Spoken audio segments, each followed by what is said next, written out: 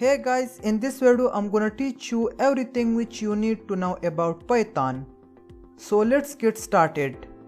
Python is general purpose high level programming language created by Guido van Rossum and first released in 1991. Here general purposes mean we can develop any type of applications in Python, and Python is used everywhere. High level means the code which we write in Python is easy to understand and easy to maintain. You have no need to think about complex things such as memory management, hardware knowledge, etc. Python takes care for us of all these things.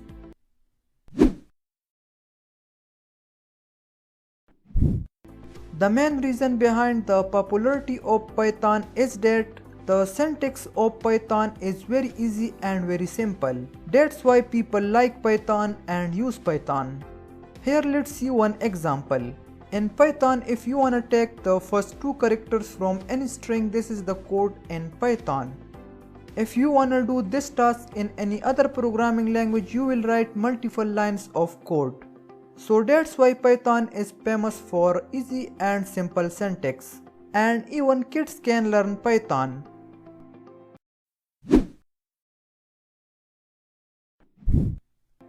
Python is used nowadays everywhere. We can do many things in Python. Artificial intelligence means adding human-like functionalities to the systems. Nowadays we see many robots which are doing the human works in different sectors. Many robot making companies use Python in their robots. Python is also used in data science. Big companies are using Python for data science such as Google, Facebook, etc. Here I would give you the example of YouTube. You watch videos on YouTube, and which types of videos you mostly watch, and like YouTube shows that type of videos to you.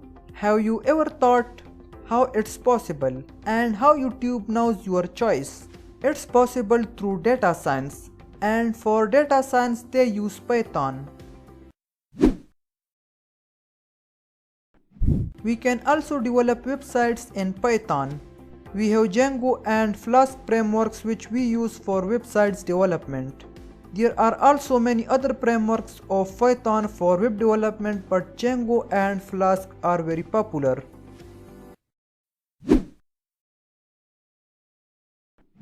In Python we can also develop mobile apps. We use Django REST framework for writing RESTful APIs for mobile apps. So it's possible we can develop mobile apps using Python backend. We can also design and develop desktop apps in Python. Desktop apps we run only on computer. Python is also famous for general purposes. We can write useful scripts in Python which will perform specific tasks for us. Let's take one example. For example, you are working in a company and you upload hundreds of files daily to the server. For this task, you can write one script in Python which will do this task for you and will make your life much easy and will also save your time. So in Python, we can write useful scripts for different tasks. There are many big and small companies which are using Python. So first we have Google. Google is using Python in their different applications. Second we have Facebook. Facebook is also using Python. And third we have Instagram. Instagram also uses Python. There are many other companies which are using Python such as Spotify, Reddit, etc. We know all these companies are well-known companies and they are using Python.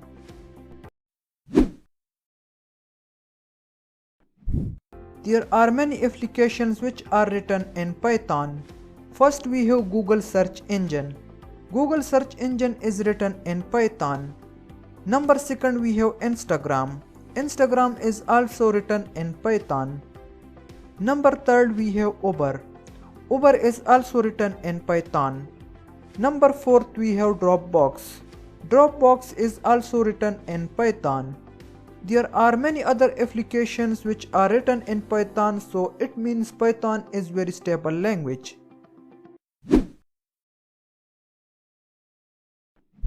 According to one report, Python developer earns $123,743 per year. So this is the average amount which Python developer earns per year. I hope now your concept would be clear about Python. So this was about the Python. Thanks for watching. We'll see you in the next one.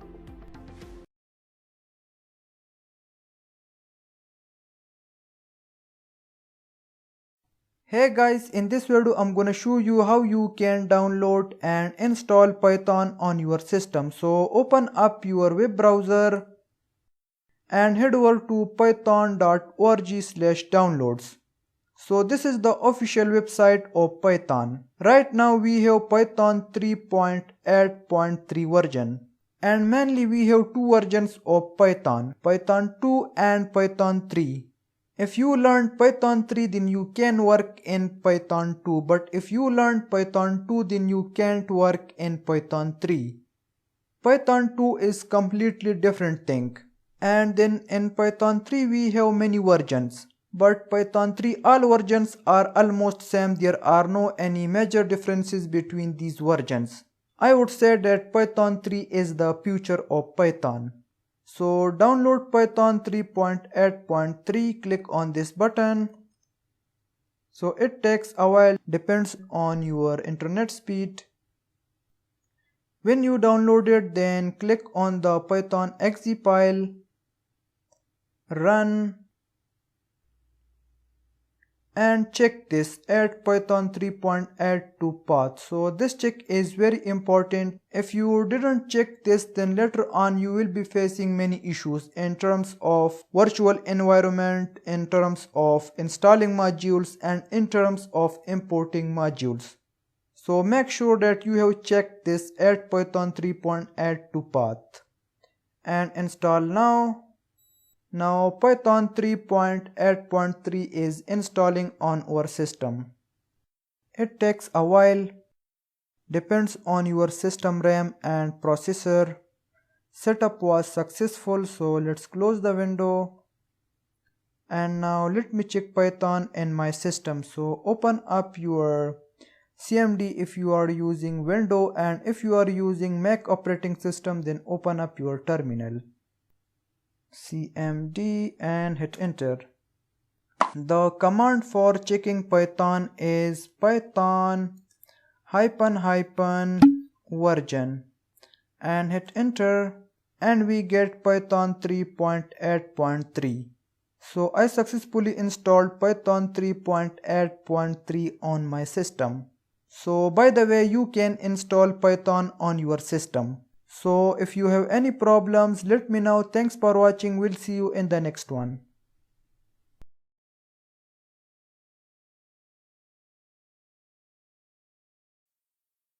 In this video, I'm gonna show you how you can download and install PyCharm on your system. PyCharm is one of the best IDE for Python.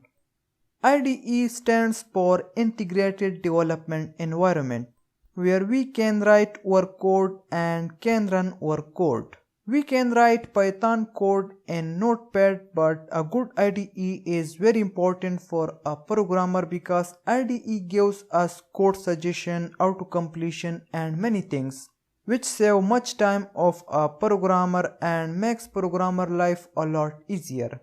So open up your web browser and head over to jetbrains.com/pycharm/download. So this is the official website of JetBrains. Over here mainly we have two versions. One is community version and another one is professional version. Community version is free for anyone. And community version is best when you wanna build only pure Python apps. And professional version is good when you wanna build websites in Django or mobile apps in React Native. You know, Django is one of the best framework of Python for web development, and React Native is mobile apps development framework of JavaScript. So if you wanna build websites or mobile apps, then professional version is good for you. but professional version is not free. For professional version you will have to pay. So download this community version because we are gonna work only in Python. So click on this download. I have already downloaded this. Now let me open my downloads folder. When you downloaded PyCharm, then just double click on the PyCharm.exe file. It will open up the installation window. Next, and over here you can set location to your PyCharm where you wanna install your PyCharm. So let me change the location, this PC, and I'm gonna install this in my E drive. And in the E drive, let's make one new folder, IDE. Okay. Next, 64-bit launcher, check this, yes, and next. Install. So it takes a while, depends on your system RAM, processor and hard drive.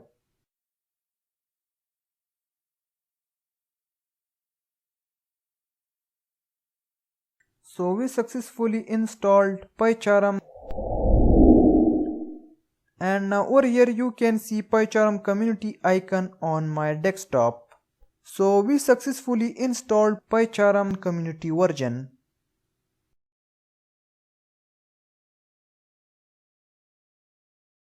In this video I'm gonna show you how you can customize PyCharm and how you can create Python project in PyCharm.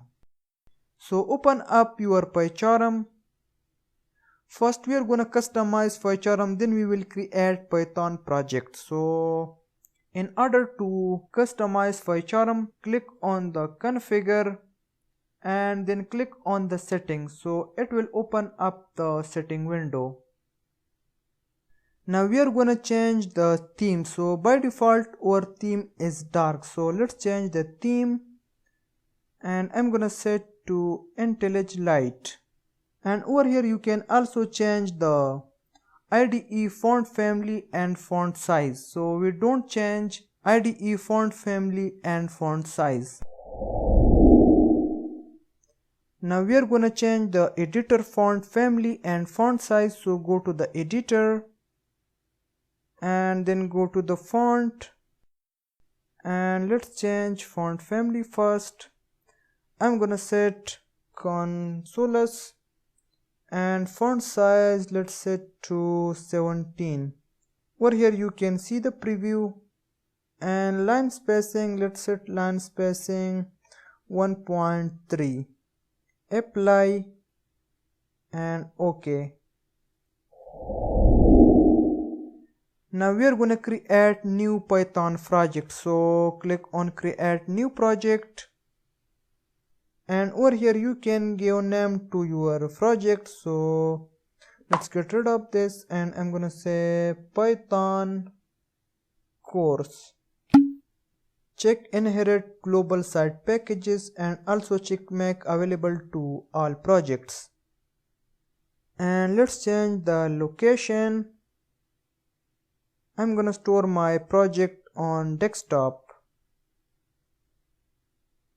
So scroll down, desktop and OK.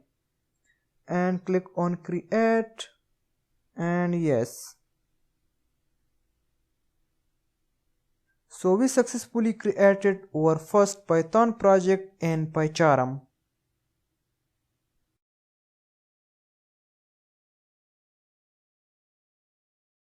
Hey guys, in this video I'm gonna teach you about the variables.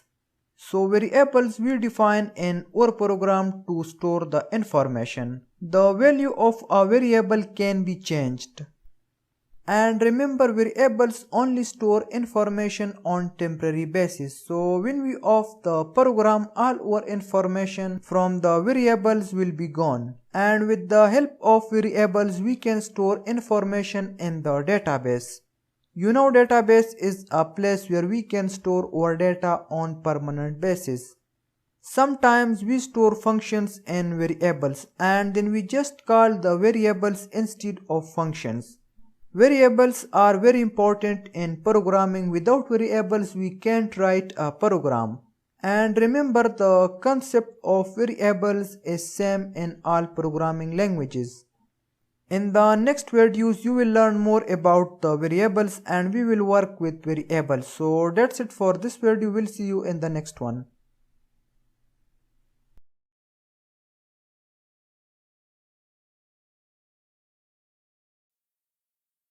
Hey guys, in this video I'm gonna teach you about the rules of declaring variables, and I'm also gonna show you how you can declare variables in Python. Let's first discuss the rules of declaring variables. Number first, we can start variable name only from underscore or character. Number second, we can't start our variable name from number or from any special character. Number third, we can use number in between our variable name or in the last, but we can't use any special character in our variable name. Number fourth, we can't give spacing in our variable name. And number five, we can use capital case letters in our variable name that doesn't matter. So these are the rules of declaring variables which you have to follow when you declare variables in Python. Now let's define a variable. So I'm gonna say my variable equal to, and now in this my variable we can store any type of data. I mean, we can store numbers, we can store numbers with decimal point, we can store strings, and we can store boolean as well. And you have no need to specify data type, that which type of data you are gonna store in your variable, as we do in C++ and in other programming languages. So Python is the completely opposite of that. Just write your variable name and you can store any type of data in your variable.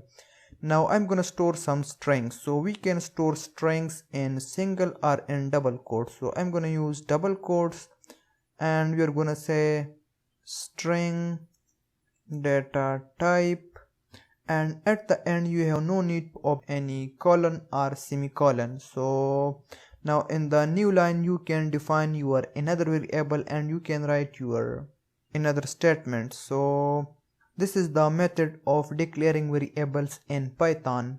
You can define multiple variables in single line. So now let's define one another variable. Then you have to separate your variables and values with comma. So I'm gonna define one another variable and let's say variable 2, and now I'm gonna store some numbers in this variable 2 comma, and let's say 10, 20, 30. So you can define multiple variables in single line, but I would not recommend to define multiple variables in single line because that's not a good programming practice. So define your variables in new line because it's easy to manage your code and to understand your code. So therefore I would recommend to define your other variables in new line. So that's it for this video. We'll see you in the next one.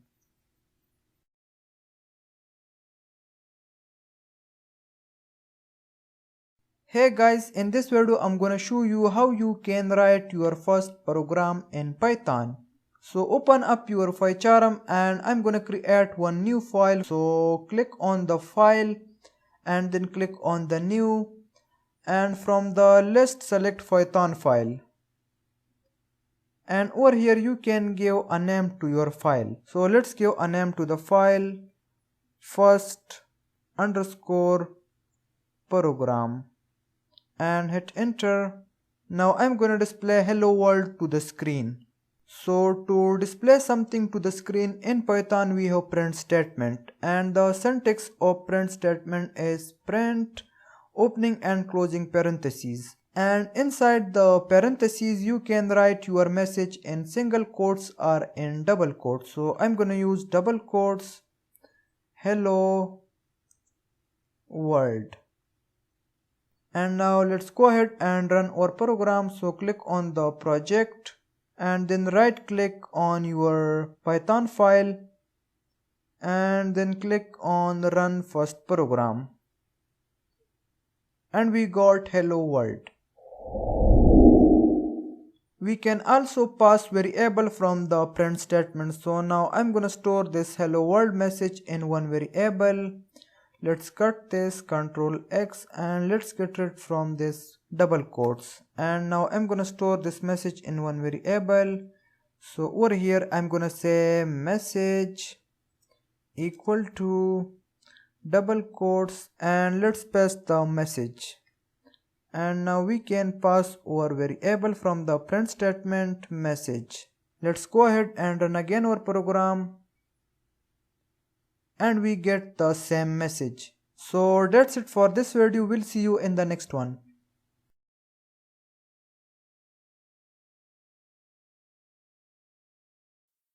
Hey guys, in this video I'm gonna show you how you can write Python code in Notepad and in the command prompt.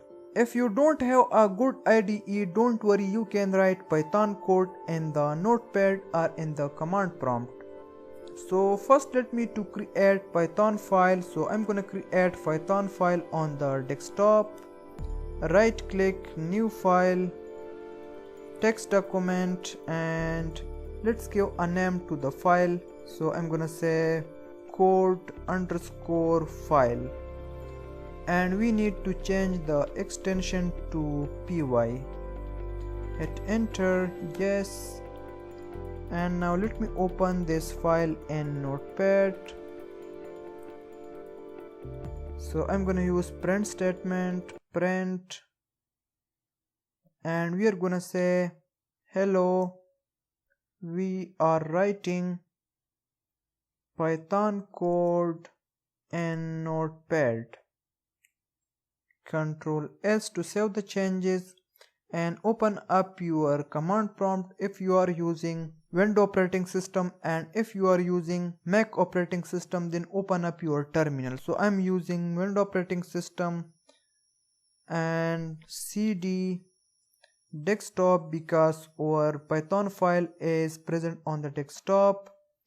And now let's run our Python program. So Python, the command on Windows is Python, and the command on Mac operating systems is Python 3. Python and then your file name. So our file name is code underscore file dot py. And now if I hit enter, we will get this message down over here. So let's see the message, and we get hello, we are writing Python code in Notepad. You can also write the Python code in the command prompt or in the terminal. So let's clear the screen, CLS, and hit enter. In order to write Python code in the command prompt or in the terminal, the command on Windows is Python, and the command on Mac operating system is Python 3, and hit enter. Now we can write our Python code in the command prompt. So let's add two number. I'm gonna say a equal to 10, b equal to pipe, c equal to a plus b. And now let's print the c, print c. And now if I hit enter, we will get the sum of a and b. So we will get 15. Let's see the result, and we get 15. So you can write your Python code in the command prompt or in the terminal if you don't have a good IDE. And to exit from the Python, Ctrl Z and hit enter. CLS for clearing the screen. And if you want to change your command prompt text color, you can. So we have color A for light green, we have color 1 for blue, we have color 4 for red, and we have simple color for white. And if you want to learn more about color codes, type color codes, hit enter, you will get all the colors code list. 0 for black, 1 for blue, 2 for green, 3 for aqua, and so on. So by the way, you can write your Python code in Notepad or in the command prompt or in the terminal, but Python should be installed on your system. So that's it for this video. We'll see you in the next one.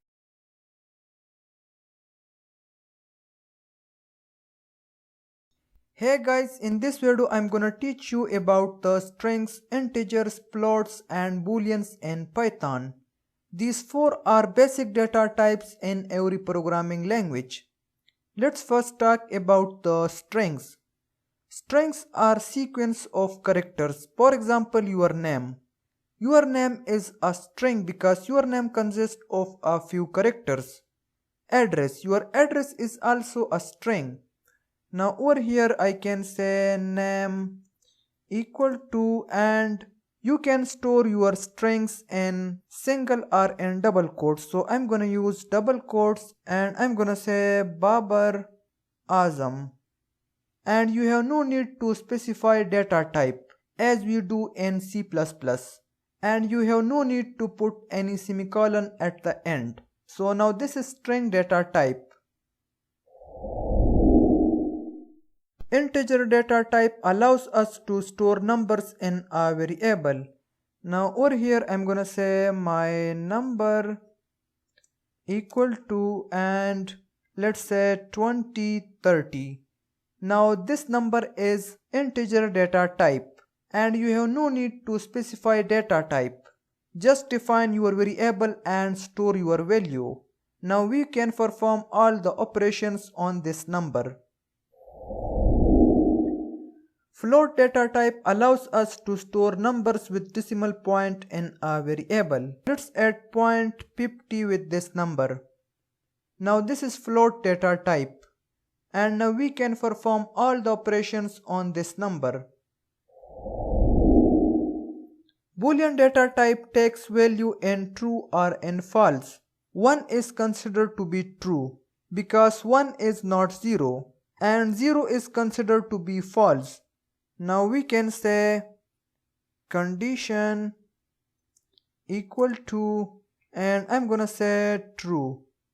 So now this is Boolean data type, and if I write some characters with this true, over here you can see we get this red underline because we can only store true or false in Boolean data type. So that's it for this video. We'll see you in the next one.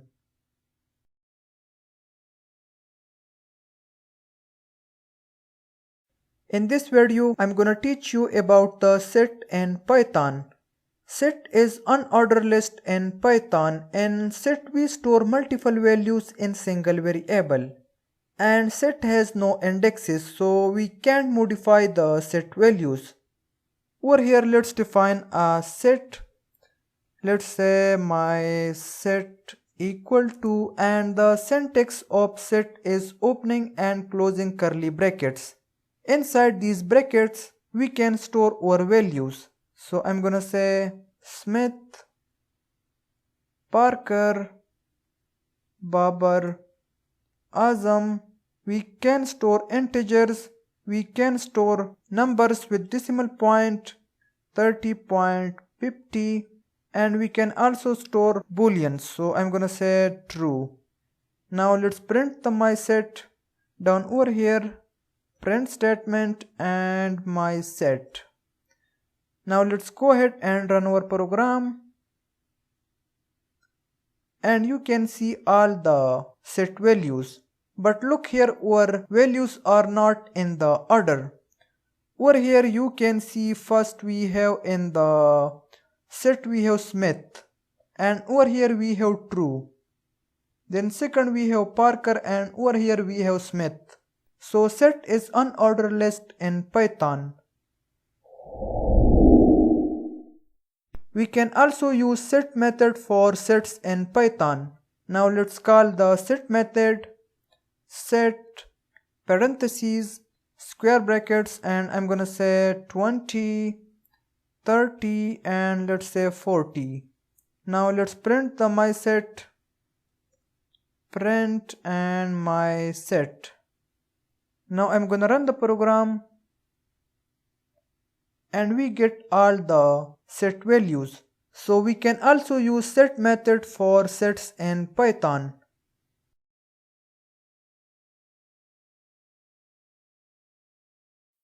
In this video I'm gonna teach you about the list in Python. List is very powerful data structure in Python. In the list we can store multiple values of different data types.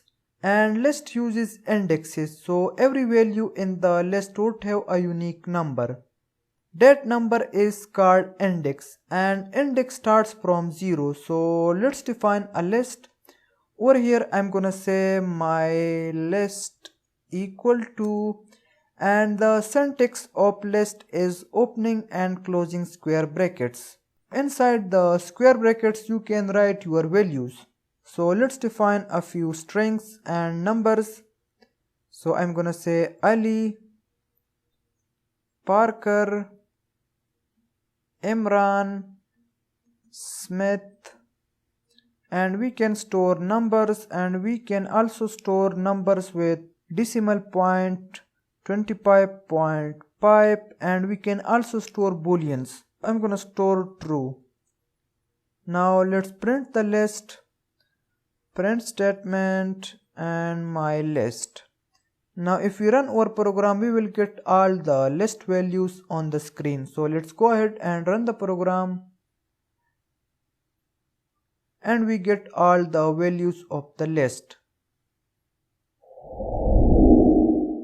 You can also display specific index value. So you know the index starts from 0. So Ali would have an index 0, Parker would have an index 1, Imran would have an index 2, Smith would have an index 3, and so on. Now I want to display only Parker, so I can display Parker, square brackets, and inside the square brackets I'm gonna pass 1. So the index of Parker is 1. Now if we run our program we will get only Parker. Let's go ahead and see the result, and we get only Parker.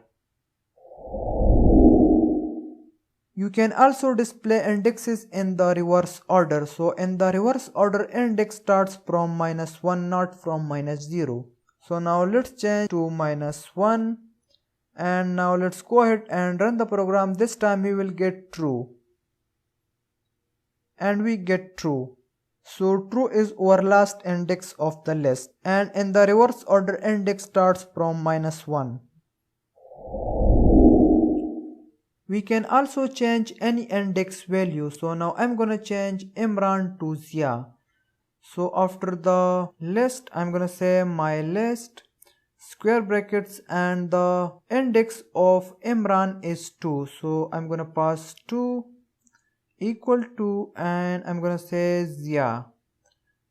Now let's print the 2 index, and now if we run our program we will get Zia, and we got Zia. So we can also change any index value of the list.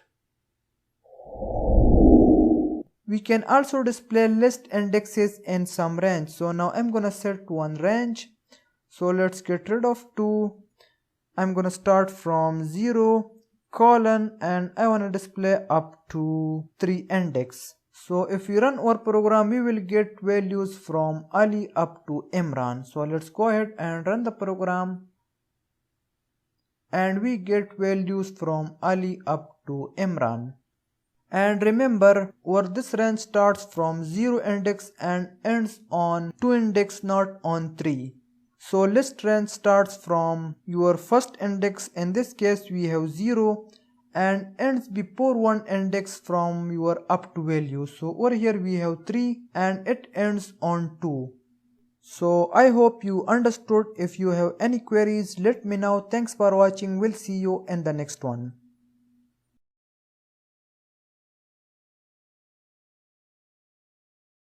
In this video I'm going to teach you about the different list functions in Python. So first one we have append function, and append function essentially adds value to the end of the list. So over here you can see I have my numbers list, and inside this list we have some numbers. Now I want to add one new number to the end of the list. So I can add numbers, strings, any type of data to the end of the list with the help of append function. So to use any list function, first of all you have to call your list, right? So my numbers list dot and then append function, and it takes only one parameter. You can pass variable and you can pass your value in single quotes or in double quotes. So I'm gonna add one number to the end, right? So I'm gonna say 20, and now we can print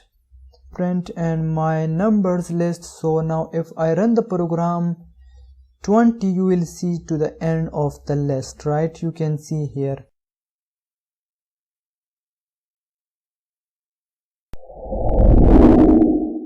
Insert function essentially adds value to the specific index of the list. So it takes two parameters. So now let me to change this to insert, and first parameter would be your index. So I'm gonna add 20 on index 1.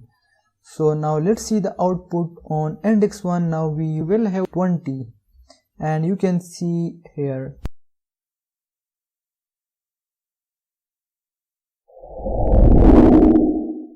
Remove function essentially removes value from specific index of the list. So let's first change it to remove, and then I'm gonna pass 39.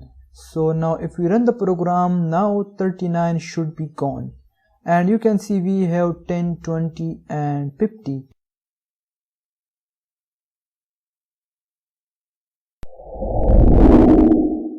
Clear function removes all the list value, right? So it takes no parameter, and the syntax is clear.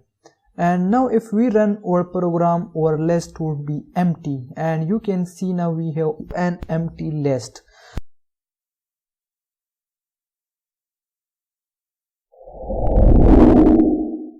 Pop function removes last value from the list, and it also takes no parameter, right? So the syntax is pop, and now if we run our program, 50 should be gone from our list, and now you can see we have no 50 in the list.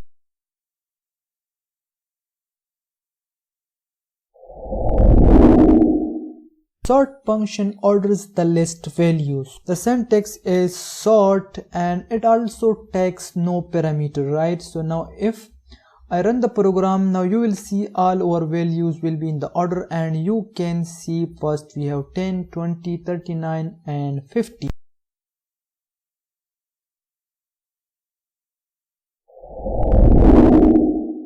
Reverse function shows values of the list in reverse order. It means it will display indexes in reverse order. So the syntax is reverse, and it takes no parameter, right? So now if I run again the program, now you will see all the values will be in the reverse order. First we have 50, 20, 39 and 10, and over here you can see in the last we have 50, and then we have 20.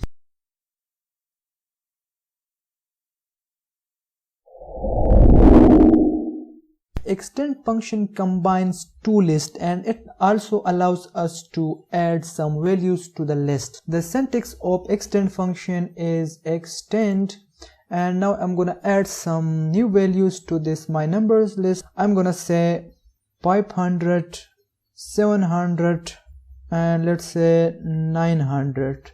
So now if I run the program, now we will have these three more values. So you can see 500, 700 and 900. Now I want to combine two lists. So over here you can see we have only one list. So first of all we need another list. Let's create another list. So I'm gonna say list 2 equal to, and I'm gonna store some numbers 400 and let's say 700 and 1000.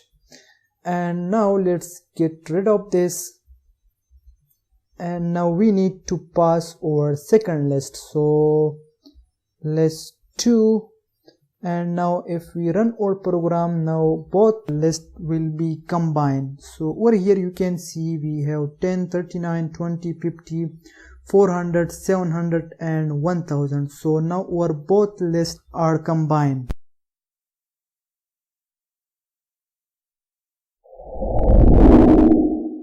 Copy function copies one list values into another one. So over here I'm gonna declare another list. So I'm gonna get rid of this and my list 2 equal to an empty list for now.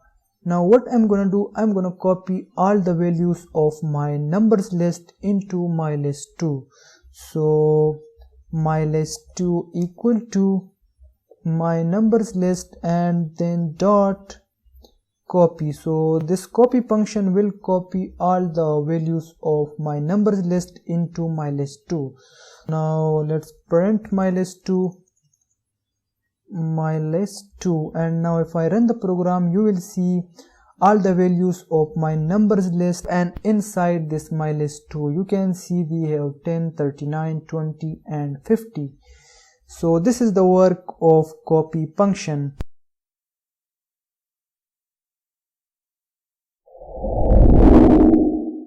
Count function finds specific value and returns the number that how much times it is used in the list. So over here I'm gonna add 10 2 times more, right? And let's get rid of this.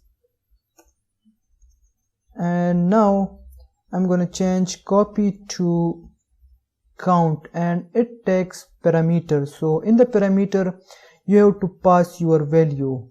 So I'm gonna find 10, and now if I run the program it will return 3 because we have 3 times 10 in the list. So this is the work of count function.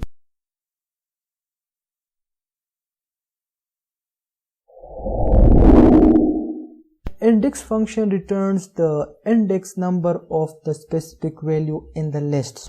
Now if I change this to index, now it will return the index of 10, right? So let's see. You can see we have 10 on 0 index, and if I change 10 to 50, now it will return the index of 50 is 3. So the result should be 3. Let's see. And now you can see we have 3.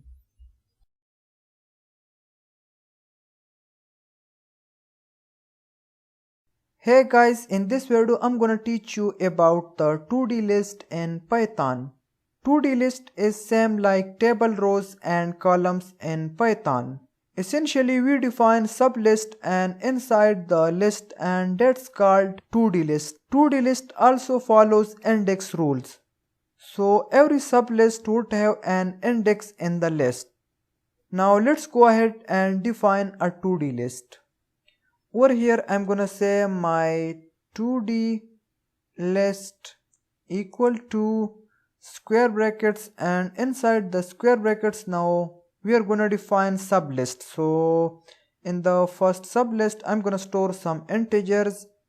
I'm gonna say 20, 21, 22, 23, 45 and 43. And you have to separate your sublist with comma.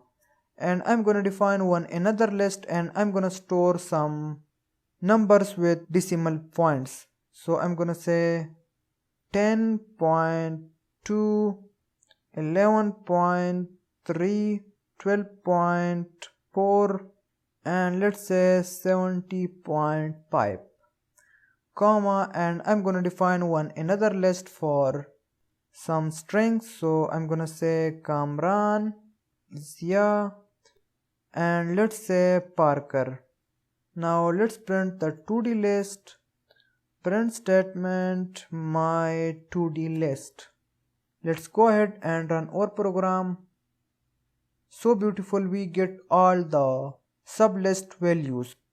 We defined 3 sublists inside the 2D list, but you can define many lists as many you want. And remember, sublist has also index, so the index of this list is 0, the index of this list is 1, and the index of this list is 2. So if you want to display any specific sublist index value, you can. So in the first square brackets you have to pass the sublist index. I wanna display only 22, so first I'm gonna pass 0, and in the second square brackets I'm gonna pass the index of 22. So the index of 22 is 2. Now let's go ahead and run our program. We will get 22 on the screen, and we get 22. So you can also display sublist indexes in some range. So now I want to display only 2 values of this strings list. So first I'm gonna change 0 to 2 because the index of the strings list is 2. And now I'm gonna set my range. So I'm gonna say 0 colon 2. And now if we run our program, we will get only Kamran and Zia. So let's go ahead and run the program, and we get only Kamran and Zia. You can also display sublist indexes in reverse order. So now let's get rid of this -1. Now if we run our program, we will get Parker on the screen. So let's go ahead and run our program, and we get Parker. So by the way, you can work with 2D list in Python.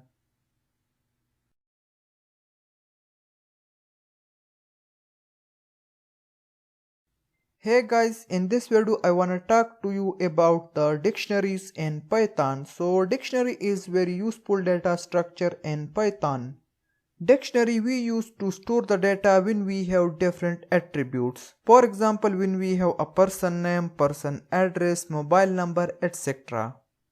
If you have watched my list video, in the list we store multiple values just in single variable. But in the dictionary we can store data with separate attributes. In dictionaries we work with keys and values. Keys represent attributes such as name, address, age, mobile number, etc.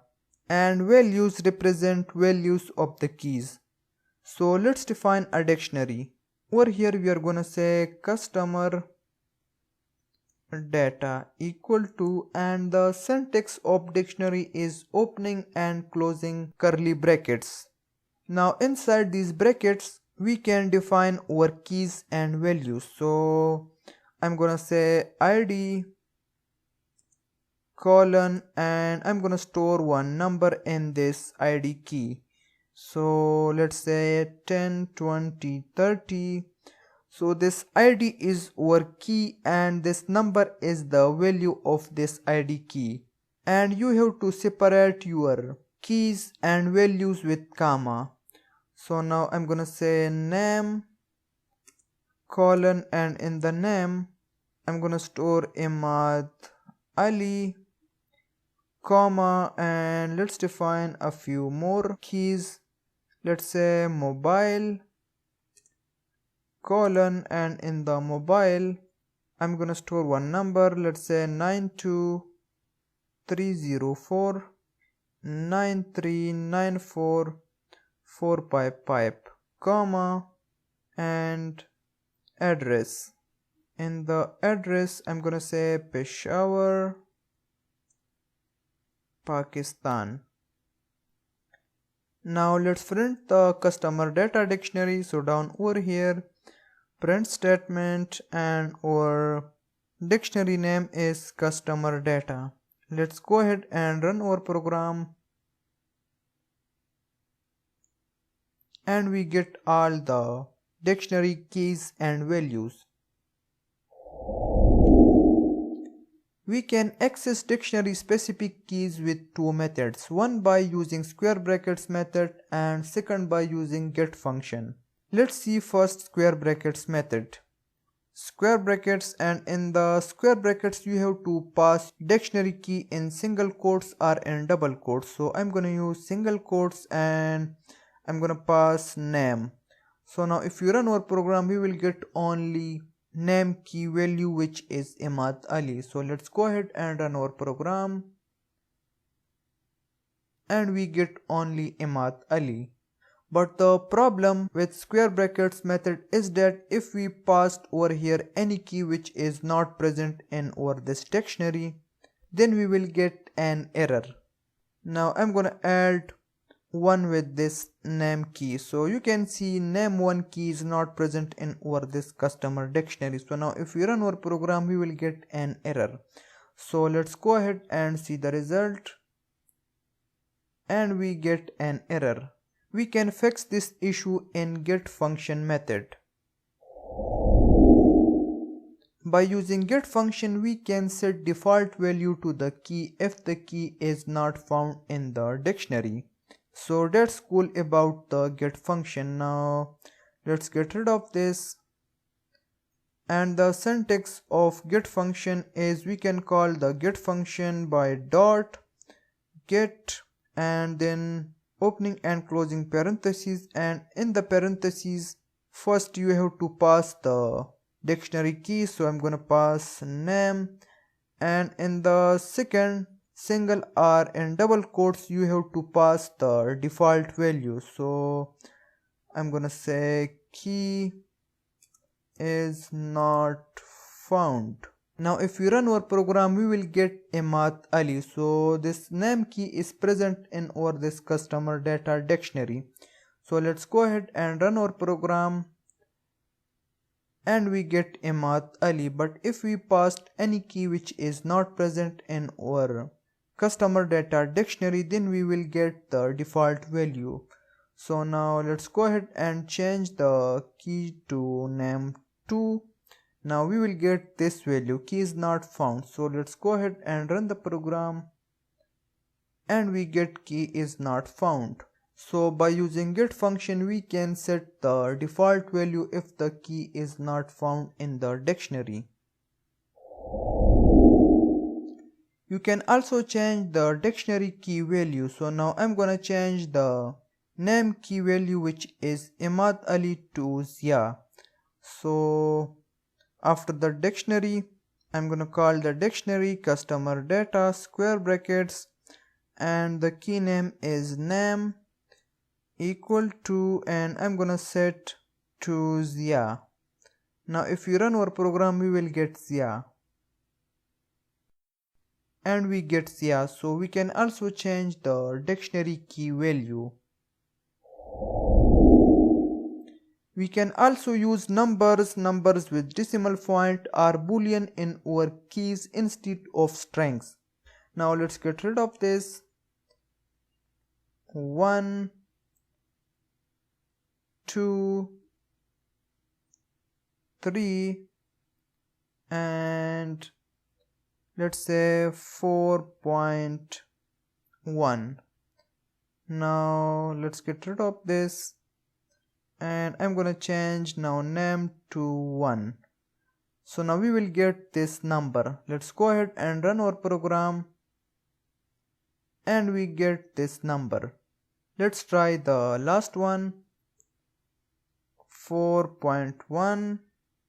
Now if we run our program, we will get Peshawar, Pakistan. So let's go ahead and see the result, and we get Peshawar, Pakistan. So you can use numbers with decimal point or boolean in your dictionary keys. So that's it for this video. I hope you enjoyed. If you have any queries, let me know. Thanks for watching. We'll see you in the next one.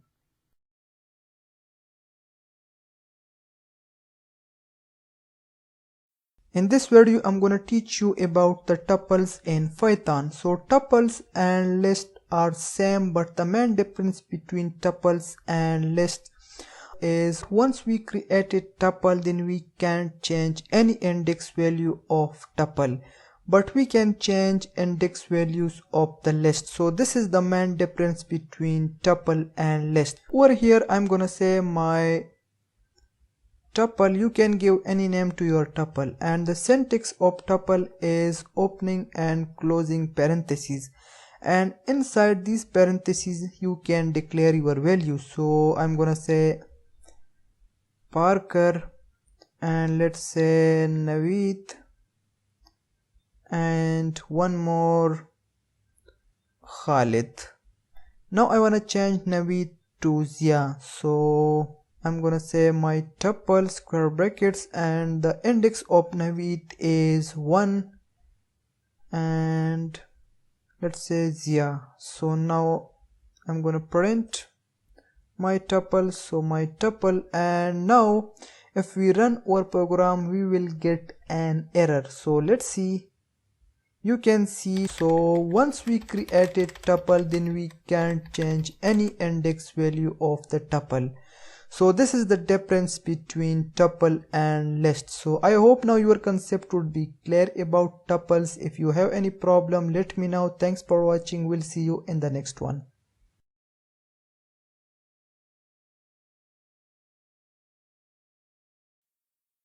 Hey guys, in this video I'm gonna teach you about the if statements in Python.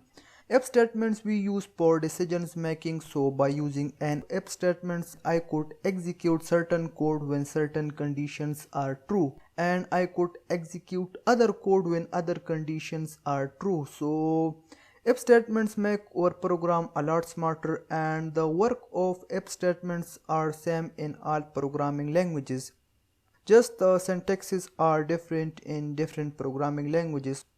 If statements we use every day in our normal life. For example, you go to a store for buying any item, and if you didn't find your item in that store, then you will go to another store. So this is one example of if statement in our daily life. So if statements are very useful. Most of the time you will be working with if statements. So let's see how we can use if statements in Python. Over here we are gonna say student marks, let's say 50. So now we wanna check that if the student marks are greater than 50 or equal to 50, then we are gonna show that you are pass. And if the marks are less than 50, then we are gonna show that you are fail. So we can make this decision with the help of if statements. The syntax of if statement is if keyword and then your condition. So I'm gonna check if student marks greater than 49 and then colon. So in Python we don't use any parentheses and curly brackets with if statements, loops, and with classes. We use indentation in Python. So if I hit enter, now over here you can see our cursor is in one block and we have proper spacing. So here you can see this spacing. This spacing is called indentation, and it's very important in Python. By default, Python uses 4 spaces. If you are using PyCharm IDE, PyCharm takes care for us for indentation. But if you are not using PyCharm, I mean if you are using any other IDE, then make sure that your every line has same spacing. So you can use 1 space, you can use 2 spaces, you can use 3 spaces, that doesn't matter, but your all lines of code in the block must be in same spacing. So now we are gonna use print statement to display to the screen that you are fast if the marks are greater than 49. So print, and let's say you are pass. We have else block. If our this condition is false, then we can handle our false condition in the else block. Down over here we can use else block. So the syntax of else block is else keyword and then colon, and inside this else block we are gonna display that you are fail. So print and you are fail. So now I'm gonna run the program. We will get this you are pass message. So let's see, and you can see you are pass because right now our condition is true. So now if we change 50 to 30, now our this else block will be executed. So let's see, you are fail. So now if you want to display grades according to the marks, then you have to use elif statement. So by using an elif statement we can check multiple conditions, and we use logical operators with elif statement.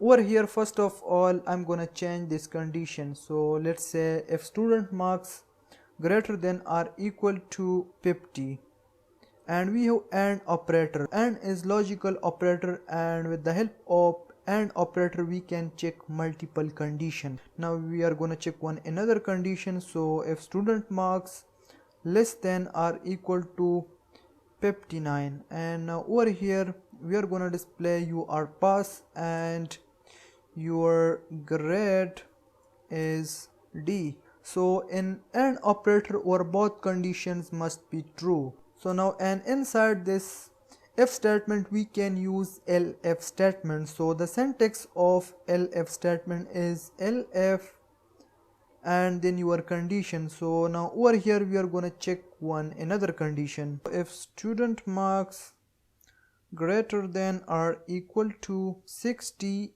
and student marks less than or equal to 69 colon, and then print you are pass and your grade is C.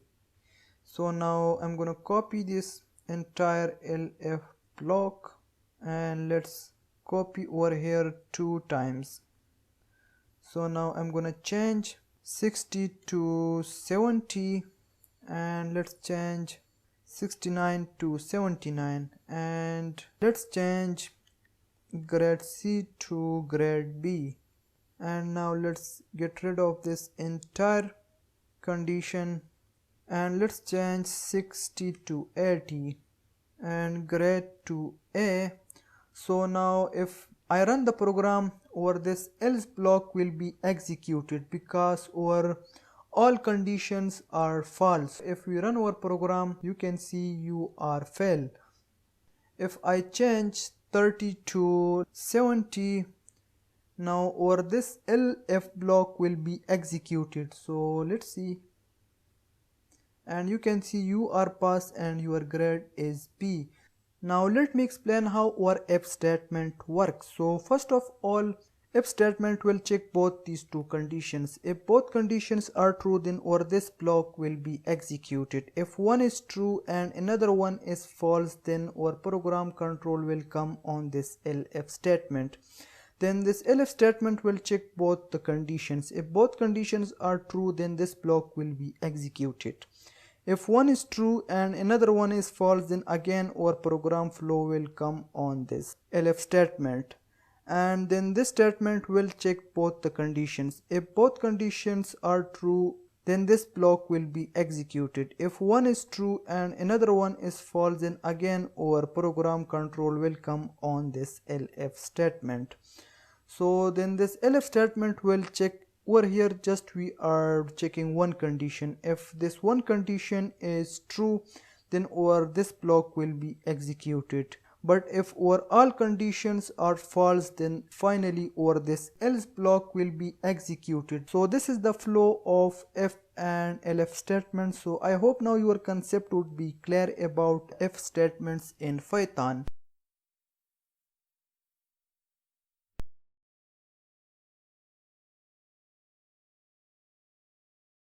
In this video, I want to talk to you about the loops in Python. Loops allows us to execute some piece of code multiple times. Loops are very useful in all programming languages. Now you will be thinking that what is the mean of executing some piece of code multiple times? I'm gonna give you one practical example. For example, you have large amount of data in the database and you want to display your all data from the database. So you can display your all data from the database by using loop. So you have to put your query in the loop, and loop will execute your query and will return all your records. So if you have 100 records in your database, the loop will execute your query 100 times. And every time we will take one record from the database. So this is a big example of loops. We have different types of loops such as for loop, while loop and do while loop. But in Python mainly we use for loop and while loop. So first let's talk about for loop. For loop we use when we have defined iterations. So over here I'm gonna say cities list equal to, and we are gonna store some cities names in this list. So let's say Islamabad and Beijing, Washington DC, and let's say New Delhi. Now I'm gonna print all the values of this cities list. So one way we have to direct print the list, but that is not right way. And other way is accessing index values by square brackets. But I'm gonna show you how we can access all the list values by using for loop. So the syntax of for loop is for keyword and then your variable.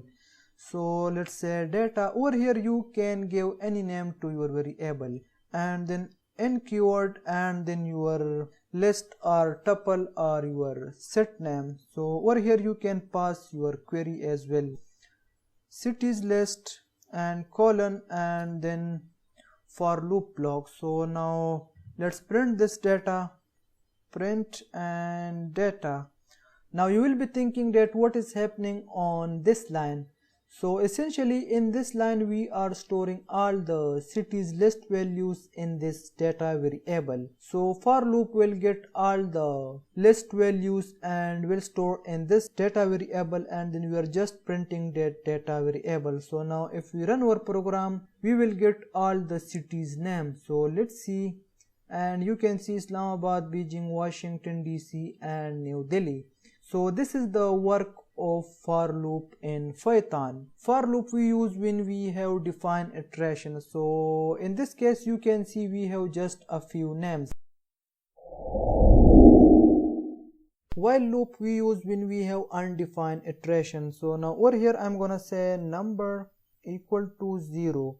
And now by using while loop I'm gonna find all the even numbers from 0 up to 1000. In the while loop first we write our condition, and if our condition is true then while loop will execute our code. So the syntax of while loop is while keyword and then your condition. So I'm gonna say number less than 1000 and then colon and then your while block. So now in this while block I'm gonna say number equal to number plus 2, and let's print this number. So now if I run the program we will get all the even numbers from 2 up to 1000. So let's see, and we got all the numbers. So now let me check. Over here you can see our number starts from 2 and goes all the way up to 1000. So this is the work of while loop. Over here you can pass 10,000, you can pass 10 million, you can pass 10 billion. So in while loop we have undefined iteration, and first of all while loop check the condition. If the condition is true then while loop will execute your code. So over here if I change 0 to 2000, now this time we will get nothing. So you can see, because now our condition is false. If your condition is true then while loop will execute your code. We have one else block. Else block we use when our condition is false or when while loop stops execution. The syntax is else and then your else block, and let's say process completed. So now if I run the program we will get this message process completed, and we got. So this is the work of while loop in Python. These loops are really awesome in Python. You can use loops in different ways according to your requirements, and the concept of loops are same in all programming languages.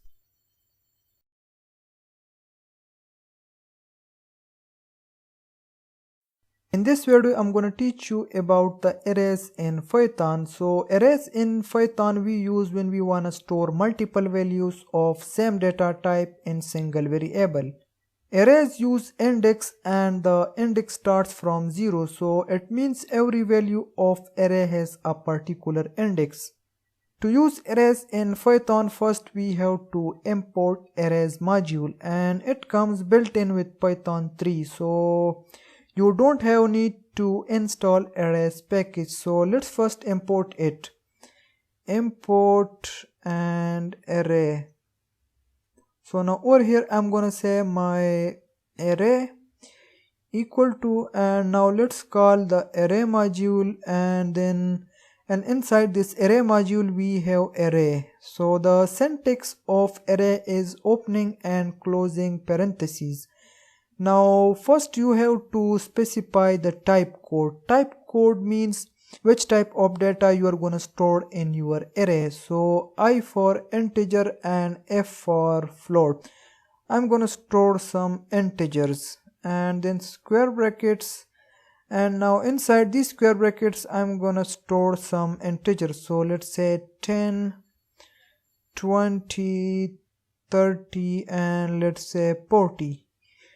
Now I'm gonna print index 1, so print and my array square brackets and 1. So now I'm gonna run the program. We will get 20.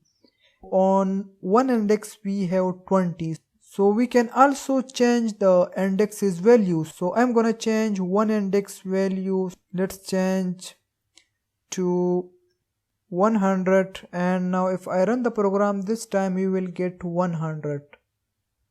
We got 100. We can only save same data type in array. If I change 100 to some string, this time we will get an error. So you can see we can only store same data type in array. If you want to work with strings and 2D arrays, then install NumPy module, which allows us to work with 2D arrays and scientific computing. So in Python, mostly we use list instead of arrays. List is very powerful data structure in Python. I hope now your concept would be clear about arrays in Python.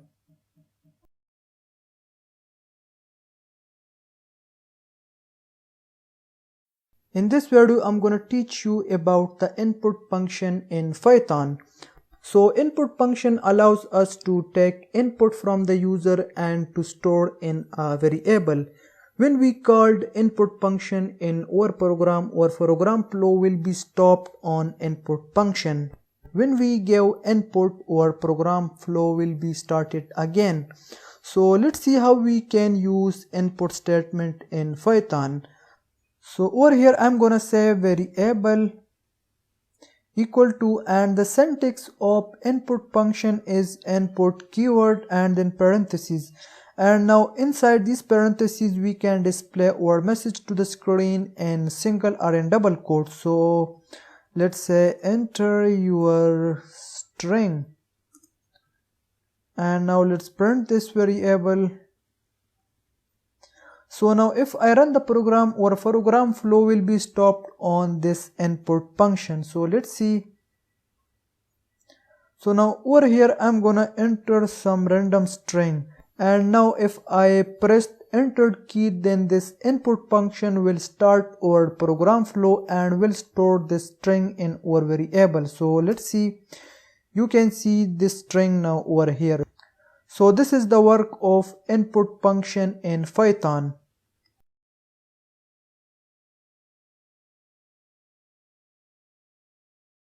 In this video, I want to talk to you about the comments in Python. So comments are very useful in programming, and comments are programmer readable explanation in the source code of a program. And we use comments for the purpose of making the source code easier for humans to understand. So here I want to give you one example. For example, you developed one application, and then later on if you wanted to make some changes in your application, and if you have used comments in your application, it would be very easy for you to make changes. But if you haven't used comments in your application, then it would be very difficult for you to make changes in your application. With using comments, you can understand your code and others as well. So most people don't use comments, but using comments in a program is a good programming practice. And in Python we have two types of comments, single line and multi-line comments. So if you want to use single line comments in your program, we use hash symbol for single line comments. So let's say this is single line comments. So if you want to use multi-line comments in your program, then we use triple quotation marks. So inside the triple quotation you can write your multi-line comments. So let's say this is multi-lines comments, and keep in mind that compilers and interpreters ignore the comments. So over here I'm gonna say print, and let's say this is message. So now if I run the program, we will only see this message. So you can see. So I hope now your concept would be clear about the comments in Python. So I would highly recommend to use comments in your project. So thanks for watching. We'll see you in the next one.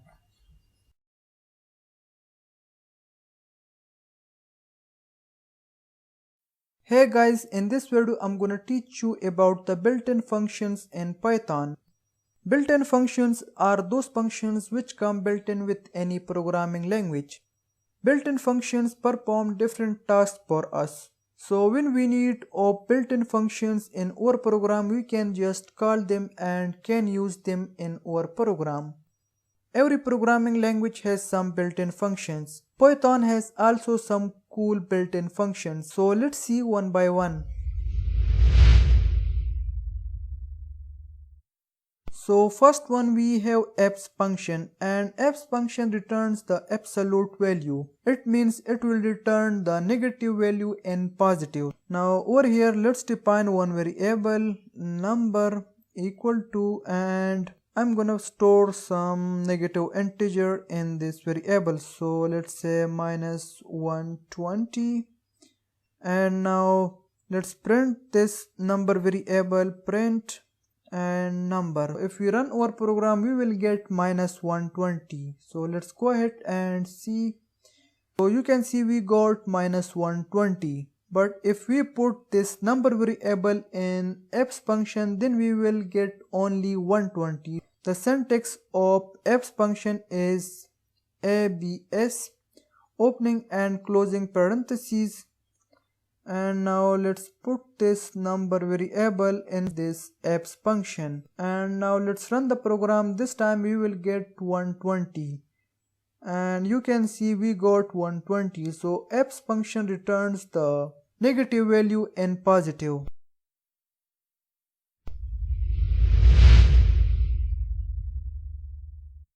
Length function finds the length of the string, that how much character string is long. So it only works on string data type. Now over here you can see we have name variable, and in this name variable we have one name Parker. So with the help of len function we can find the length of this name variable.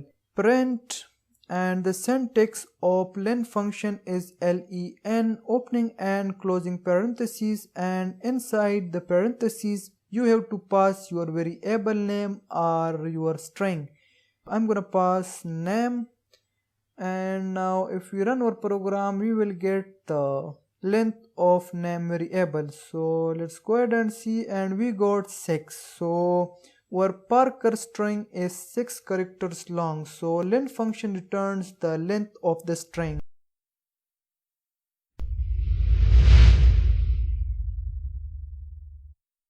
Upper function converts string from lowercase into uppercase. To use upper function in your program, first of all you have to call your variable. So I'm gonna call name and then dot, and the syntax of upper function is upper opening and closing parentheses. Now if we run our program, we will get Parker in uppercase. And you can see we got Parker in uppercase.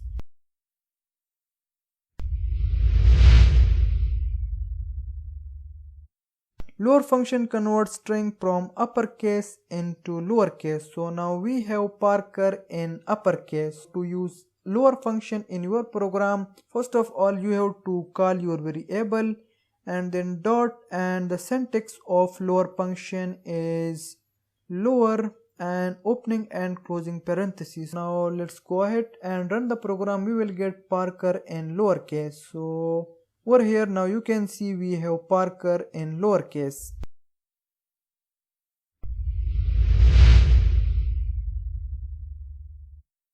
Replace function replace one variable value with another one. So over here you can see we have name1 and name2. Now what I'm gonna do, I'm gonna replace name1 variable value with name2. First of all, I have to call name1 variable and then dot replace function.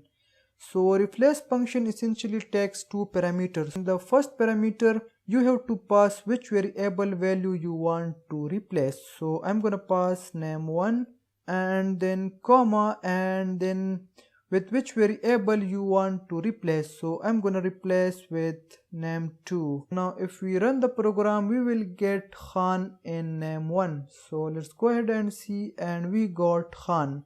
So this is the work of replace function.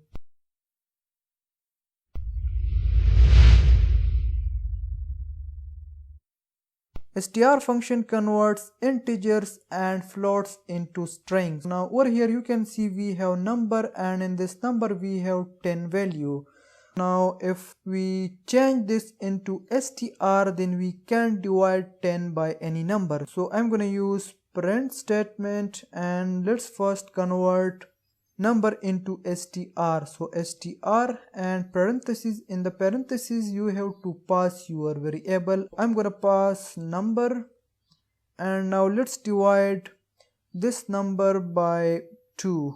So if we run the program, we will get an error. Over here you can see we got an error. So str function converts any integer and floats into string.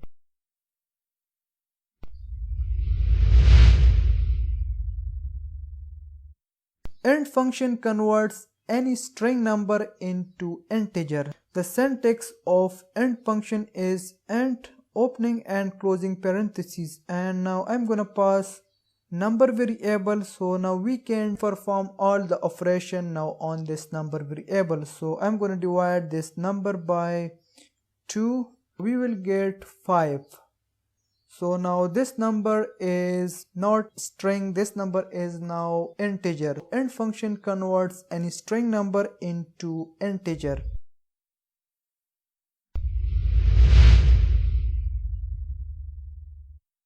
Float function converts any float number in string into float data type. Now over here I'm gonna use float function. So the syntax of float function is float opening and closing parentheses. So now I'm gonna pass number variable. So you can see our number is in string.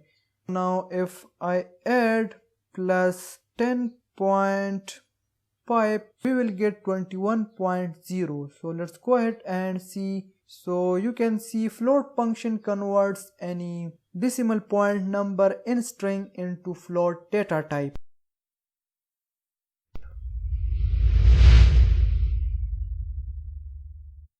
Pow function returns the power of a number. So over here you can see we have two variables, number and power. So the syntax of power function is POW opening and closing parentheses, and it takes two parameters, number and then your power. I'm gonna pass power. Now if we run the program, we will get 4. Let's go ahead and see. So we got 4. Power function returns the power.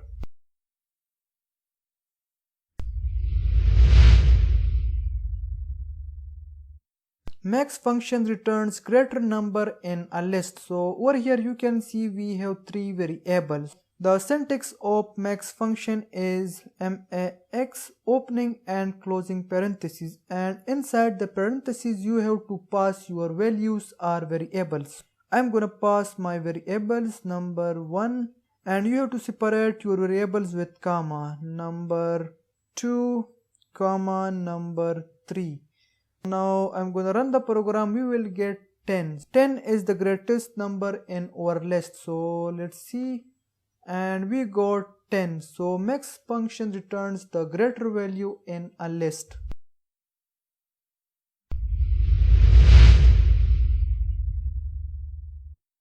Main function is the opposite of max function, and main function returns smaller number in a list.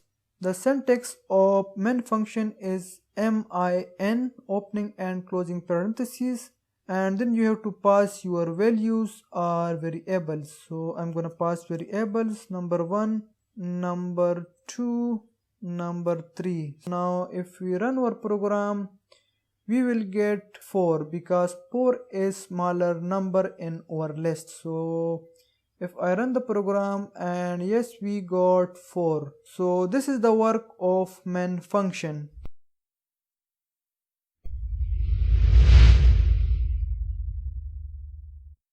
Round function returns the rounded off floating point number to specified digits after the decimal point. If not specified explicitly, then round function returns the rounded off floating point number to the nearest integer to its input. So over here you can see we have number, and in this number we have 4.6. Now I'm gonna use print statement. The syntax of round function is round opening and closing parentheses, and I'm gonna pass number. So if I run the program, we will get 5, and we got 5. So this is the work of round function. So now I'm gonna add some more numbers after 6. So I'm gonna say 7, 6, 5, 3, 9. Now if you want to display numbers after point in some limit, over here you can also specify your limit, comma, and I'm gonna put 2. Now if I run the program, we will get only 2 digits after point. So we have 2 digits after point.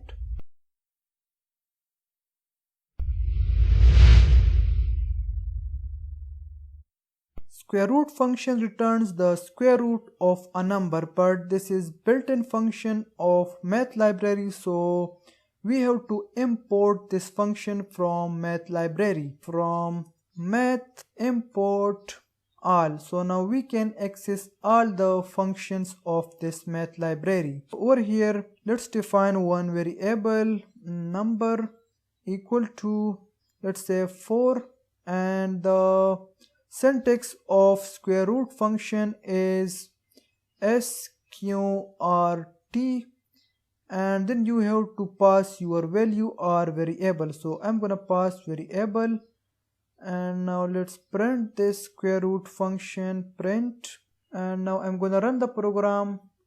We got 2.0. So square root function returns the square root of a number.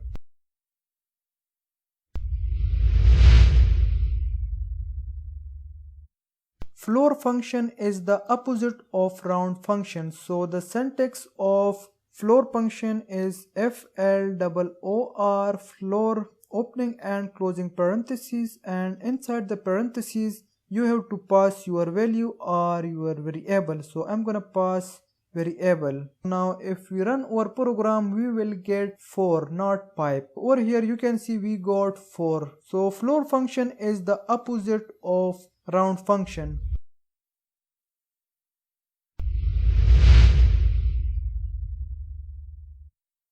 Substring is a method in which we take specific characters from a string. So over here you can see we have string variable, and in this string variable we have Pakistan. Now I'm gonna take the first 2 characters of Pakistan. I'm gonna use print statement, and now let's call the string variable and then opening and closing square brackets. The index of string starts from 0. I'm gonna put 0 and then colon, and I'm gonna take only first 2 characters. So 2. Now our index will start from 0 and it will end on 1, not on 2. So let's go ahead and see the output. If I run the program, we will get PA, and we got the first two characters of Pakistan. You can also take characters in reverse order. So in the reverse order, index starts from -1. If I change 0:2 to -1,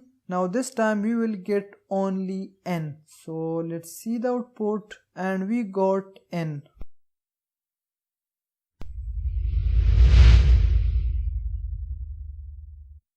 Help function is used in Python to display the documentation of modules, classes, and functions. So over here I have imported math module. Now I want to read about this module, so we can use help function. I'm going to use print statement to display the documentation, and help function opening and closing parentheses, and now I'm going to pass the module name math, and now let's run the program. We will get the documentation, and we got, so you can see name math. This module provides access to the mathematical functions defined by the C standard. So if you want to display the documentation of any specific function, then you have to use dot, and then you can call the function. So I'm gonna display the documentation of square root function. Let's remove the parentheses and let's run the program, and we got the documentation about square root function.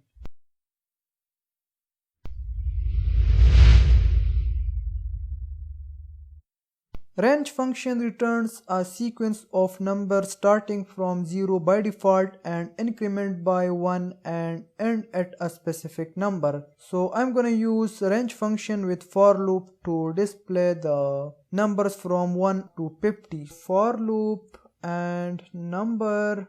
In the syntax of range function is range opening and closing parentheses. It takes essentially 3 parameters. So right now I'm gonna pass only 2 parameters. So I'm gonna start from 1 and I'm gonna end on 50. I'm gonna pass 51, so it will take start from 1 and it will end on 50, not on 51. And colon for block. So now let's print the number variable, print number. So now I'm gonna run the program. We will get all the numbers from 1 up to 50. So let's see, and we got numbers up to 50. So let me check from the start. Our number starts from 1 and goes all the way up to 50. We got all the numbers from 1 up to 50. You can also pass third parameter. In the third parameter, I'm gonna pass 2. Now range function will skip 2 to indexes. So it means it will take start from 1 index and then it will skip 2 indexes. Then it will again take 1 index and will skip 2 indexes, and so on. So let me run again the program. This time range function will skip 2 to indexes. Go ahead and see. Now range function skip 2 to indexes. So we have 45, then we have 47, and then we have 49. So by the way, you can use range function in Python.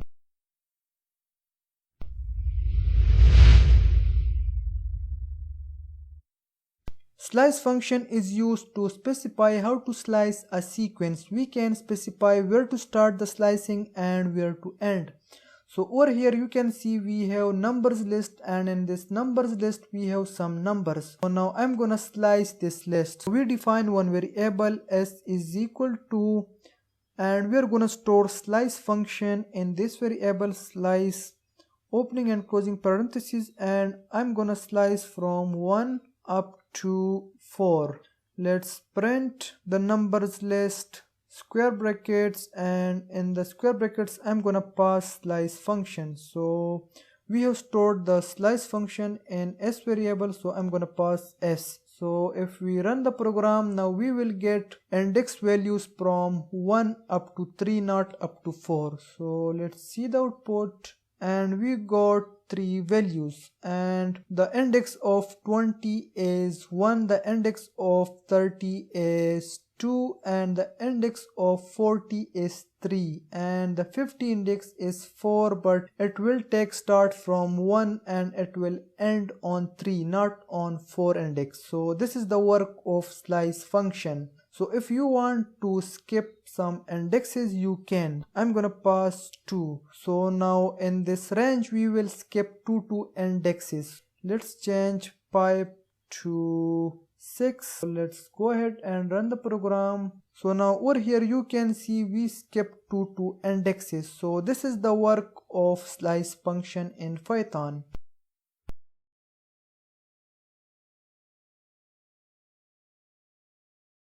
Hey guys, in this video I'm gonna teach you about the user defined functions in Python. So user defined function is a piece of code which performs specific tasks. User defined functions we create for different work. So we can take a bunch of lines of code that are basically doing one thing. We could put them inside of a function, and then we wanted to do that task that the function was doing, we can just call the function. So functions are like a very core concept when we are talking about programming in Python. So now I'm gonna create one function which will just show this is user defined function. To create a user defined function in Python, first of all you have to write def keyword. So this is the keyword for declaring user defined function in Python. After this def keyword, now we can write our function name. So I'm gonna say my function parentheses and colon. So this is the syntax of user defined function in Python.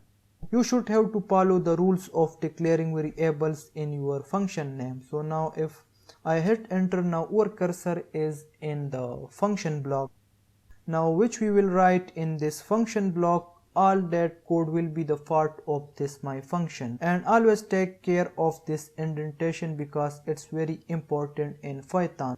Now over here I'm gonna use print statement to display that this is user defined function.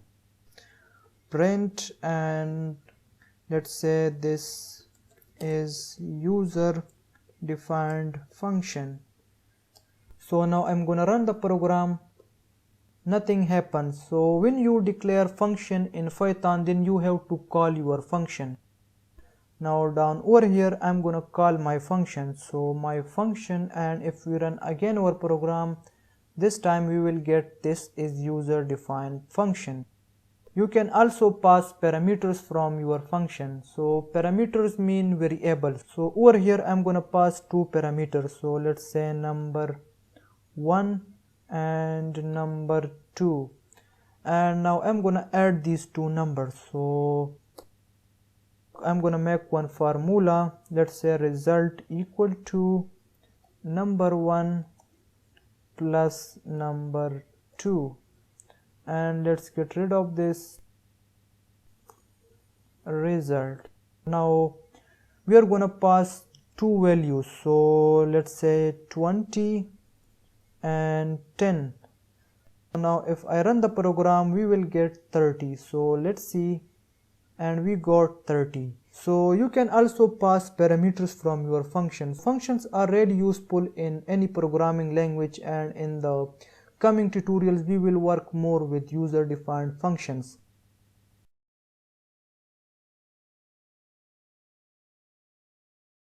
Hey guys, in this video I'm gonna teach you about the modules in Python. So module is one or more than one Python file which consists of functions and classes.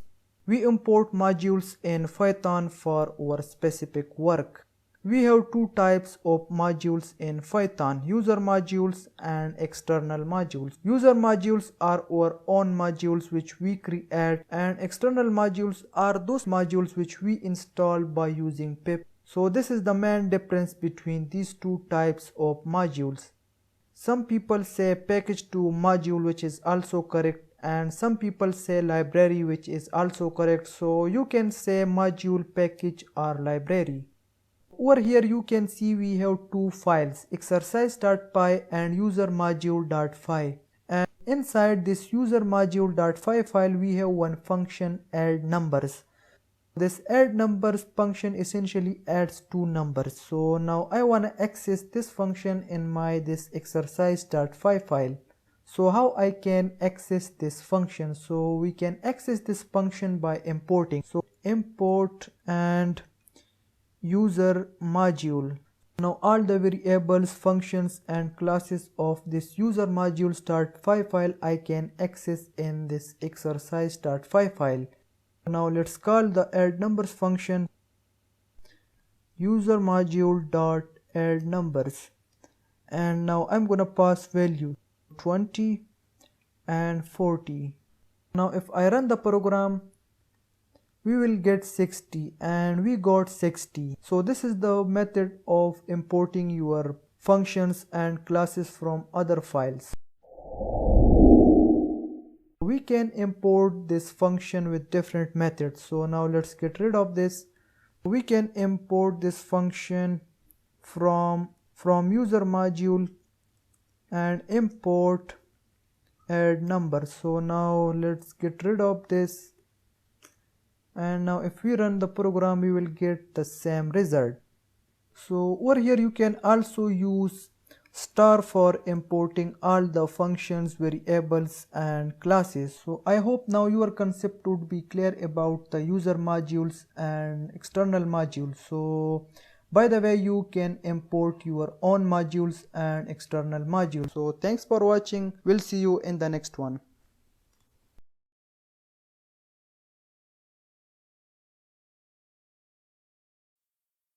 In this video, I want to talk to you about the pip in Python. So pip is a package manager for Python packages which allows us to install external modules, to update installed modules and to uninstall external modules. Pip comes built in with Python 3 and pip is very powerful package manager of Python. So you can use pip with two methods. First one, you can use pip from your IDE terminal, and second method you can use pip from your CMD, and you can also use your pip from your terminal if you are using Mac operating system. We have opened our project in PyCharm and I'm going to use terminal. So open up your terminal.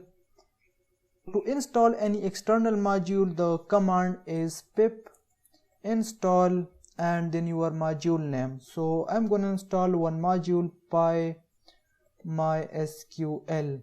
If you want to install specific version of your module, then you have to specify your version by typing equal to and then your module version, right? If you want to install latest version of your module, then just type pip install your module name and hit enter. So now pip will install this module for us, and this PyMySQL module allows us to work with MySQL database. So over here you can see successfully installed.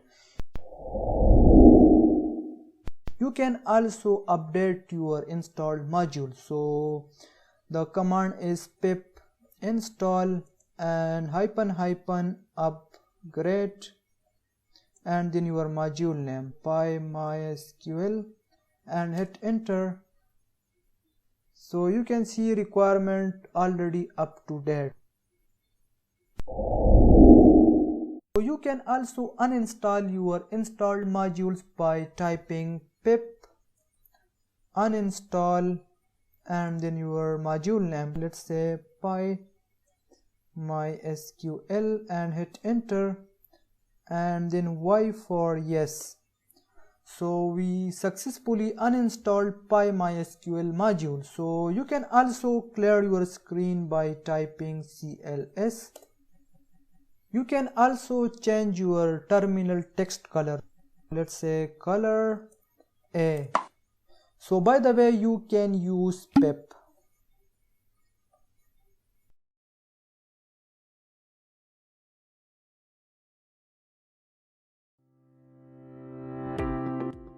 Hey guys, in this video I'm gonna teach you about the 10 most useful modules in Python. So let's get started.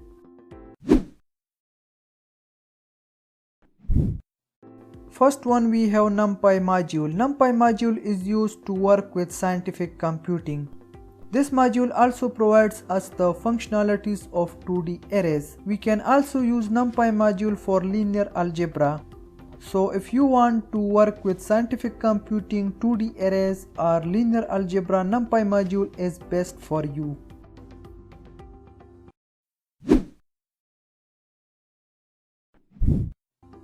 PyMySQL module we use when we want to work with MySQL database. This module allows us to connect our application with MySQL database, and it also provides all the SQL queries. So by using PyMySQL module, we can perform the CRUD operation with MySQL database. CRUD means create, read, update and delete. So by using PyMySQL module, we can perform all these operations in Python.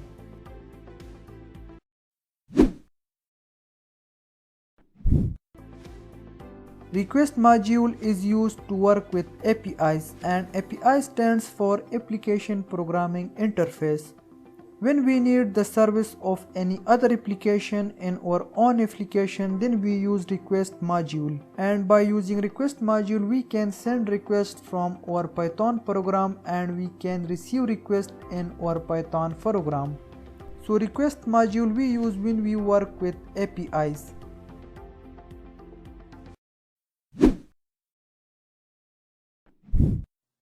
Whois module is used to find domain information. So by using Whois module, we can find domain registrar names, owner name and domain expiry date, etc.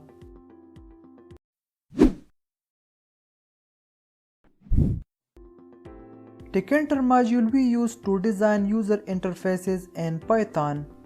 It comes built in with Python 3. Tkinter is a very good module for designing user interfaces. So if you want to design user interfaces in Python, you can use Tkinter.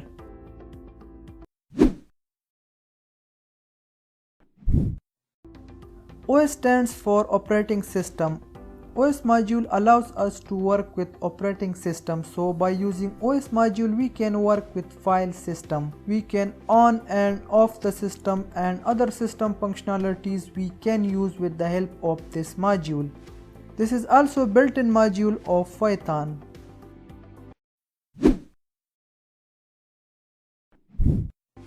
Pygame module is very popular module of Python. So Pygame module we use for 2D games development. If you want to develop 2D games in Python, you can use Pygame module.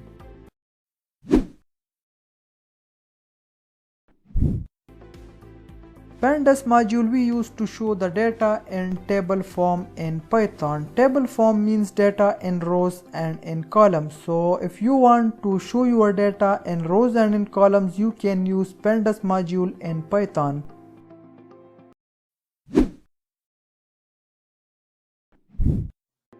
Matplotlib module we use for data visualization. Data visualization means displaying data in graphs. So to show data in beautiful graphs, we use Matplotlib module. There are many modules for data visualization in Python, but Matplotlib is one of the best modules for data visualization.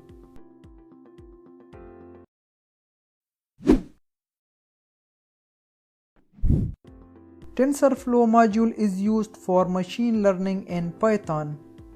In machine learning, we take decisions on existing data, and for decisions making, we write different algorithms. TensorFlow is very popular module for machine learning. It was developed by Google. Google is using TensorFlow module in their many applications. PayPal is using TensorFlow for fraud detection. Airbnb is also using TensorFlow module, and TensorFlow module is one of the best modules for machine learning. So that's it for this video. I hope you enjoyed. If you have any queries, let me know. Thanks for watching. We'll see you in the next one.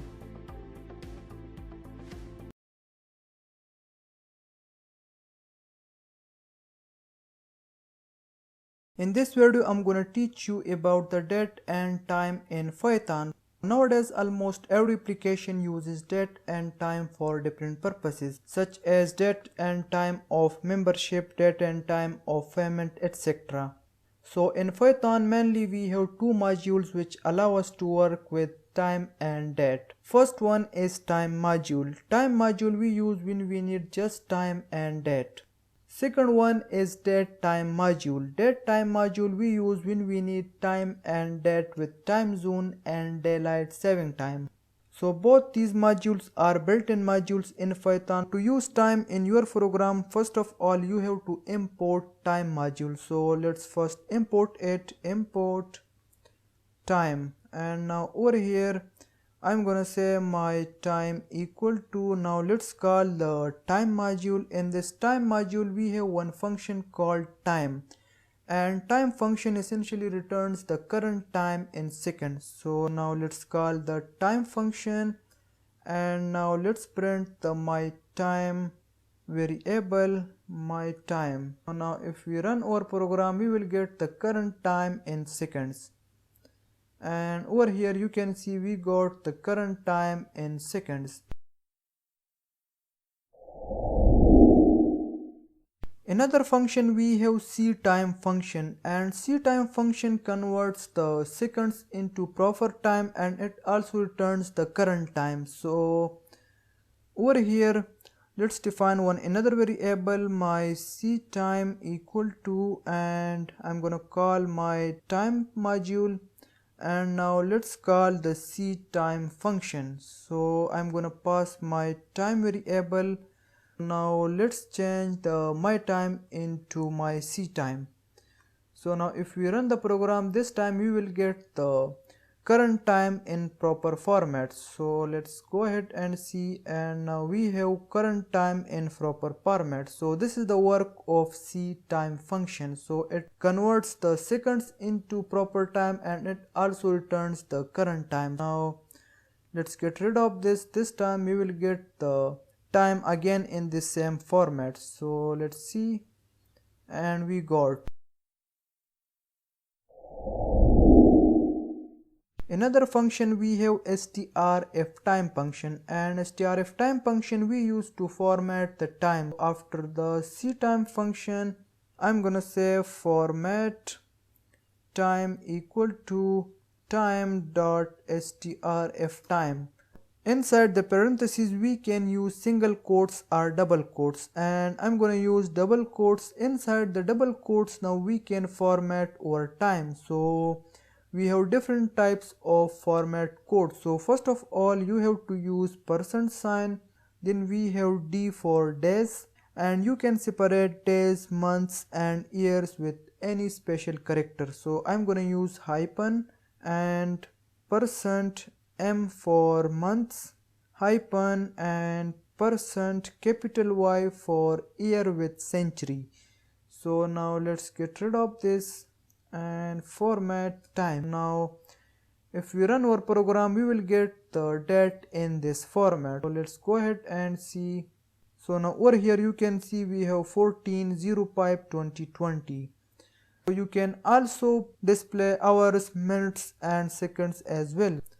Now over here I'm gonna use dot and capital H for hours, and then again dot %sign we have capital M for minutes, and dot %sign and we have capital S for seconds. So now if we run again our program, this time we will get the hours, minutes and seconds as well. Over here you can see now we have hours, minutes and seconds as well. So this is the work of strftime function. So if you want to learn more about these format codes, open up your web browser and type strftime.org. You will be landed on this website. So over here you can learn more about these format codes. Second module we have date time module, and date time module we use when we need time and date with time zone.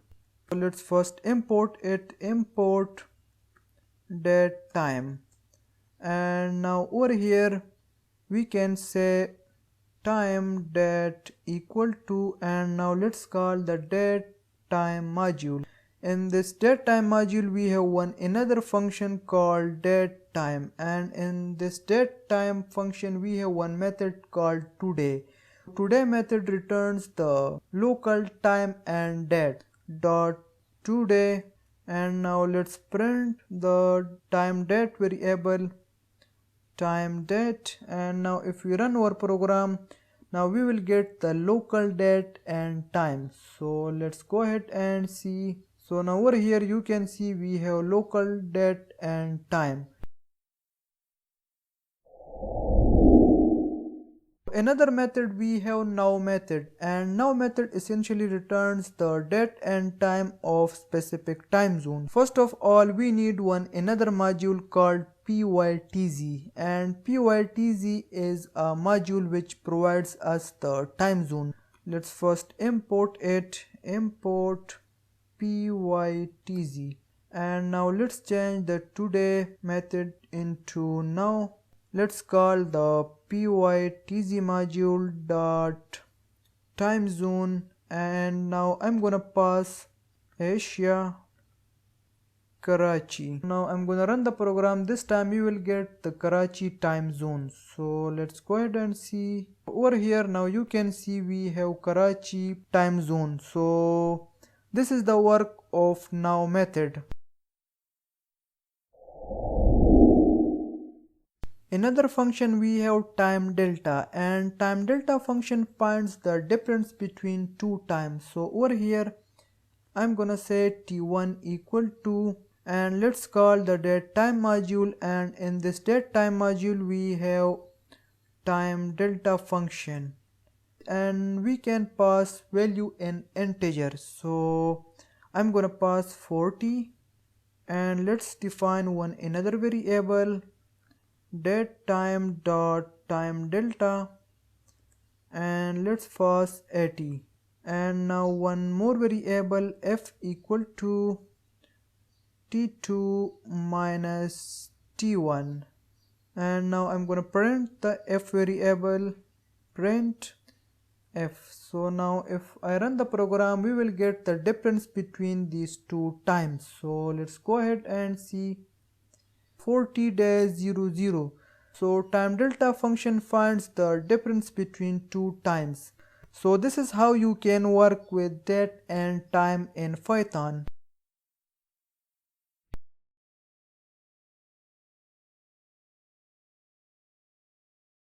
Hey guys, in this video I'm gonna teach you about the try and except blocks in Python.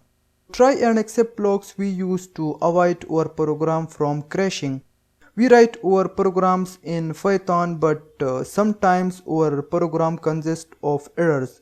So when we run our program we get errors and our program get crashed. So by using try and except blocks we can handle our errors very easily. So in try block we put our all code which will be executed first, and in the except block we handle the errors and we put all our error messages. So now over here I'm gonna divide one number by 0. So you know it's not possible, we can't divide any number by 0. So I'm gonna say number equal to, let's say 10 divided by 0, and let's print this number. If we run our program we will get an error. You can see 0 division error, so we can't divide any number by 0. Now to handle this situation we have try and except block. So the syntax of try and except block is first you have to write try keyword, then colon, and then your try block. So now, and inside this block now we can write our code. So I'm gonna put this code in this try block, and now we have except block. In the except block we will handle the errors. So the syntax of except is except keyword, colon, and then your except block. And now I'm gonna display to the screen that you cannot divide any number by 0. Print, and let's say you cannot divide any number by 0. So now let's run the program, Now this time we will get this error, right? So let's see. You can see you cannot divide any number by 0. So you can also display built-in error. For this issue we have 0 division error, and I'm gonna store this in one variable. So as ERR, you can give any name to your variable over here. So now let's get rid of this string. If we run our program, we will get built-in error. So you can see division by 0. You can add your more code. So now what I'm gonna do, I'm gonna take input from the user and I'm gonna store that input in one variable, but that input must be integer. So if user entered any string, then we will handle that case in our another except block. So I'm gonna say user input equal to end function. So end function essentially converts our string into integer, and inside this end function I'm gonna use input statement, and let's say enter a number, and let's print this user input. And now we have to use another except block. So except, and we have another built-in error, value error, and as ERR1 colon and then our except block. And now let's print this error. Now I'm gonna change 0 to 2, and now let's run the program. Now this time I'm gonna enter some random string. So if I hit enter, now this time you will get this built-in error, right? So let's see. You can see. So by the way, you can work with the try and except blocks in Python. So I would highly recommend to use try and except blocks in your project. So it's important because first attackers try to crash the program. When they crash the program, then they can understand the program logic and they can hack the application. And if users see application crashing, then it's not a good programming practice. So by using try and except blocks, your program will be safe from crashing. So thanks for watching. We'll see you in the next one.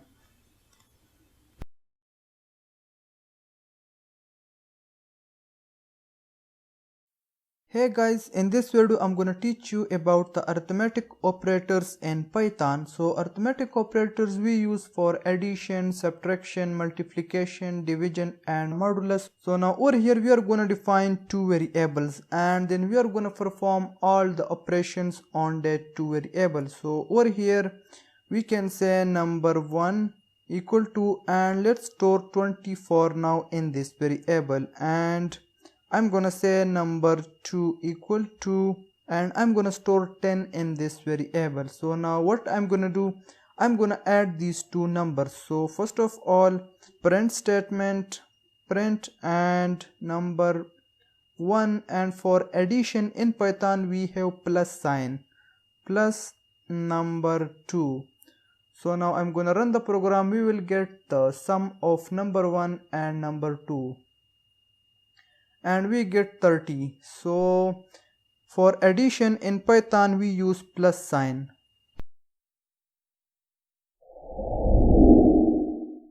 For subtraction in Python we have minus sign. So in other words you can say hyphen. So now if I run the program, this time we will get the subtraction result. So let's see, and we got 10. For multiplication in Python we have asterisk sign. In other words you can say star. So now I'm gonna change minus sign into asterisk, and now if I run the program, this time we will get 200. So let's go ahead and see, and we got 200.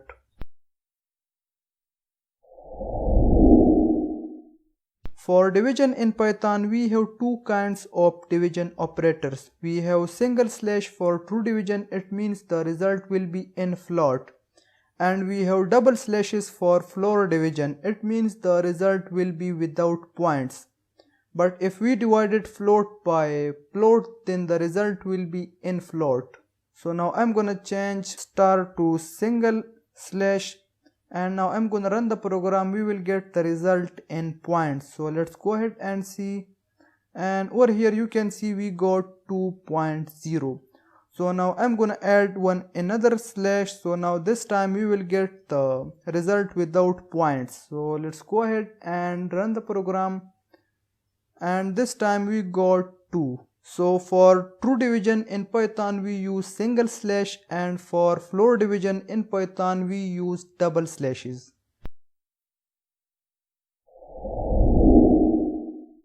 For modulus in Python we have percent sign. So now let's get rid of this percent, and now I'm gonna run the program. This time we will get the modulus of number 1 and number 2. Go ahead and run the program.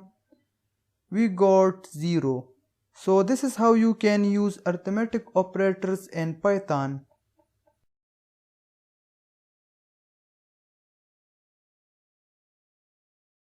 In this video I'm gonna teach you about the relational operators in Python. So relational operators we use to compare variable with values. We could also compare variable with variables, and relational operators return the result in true or false.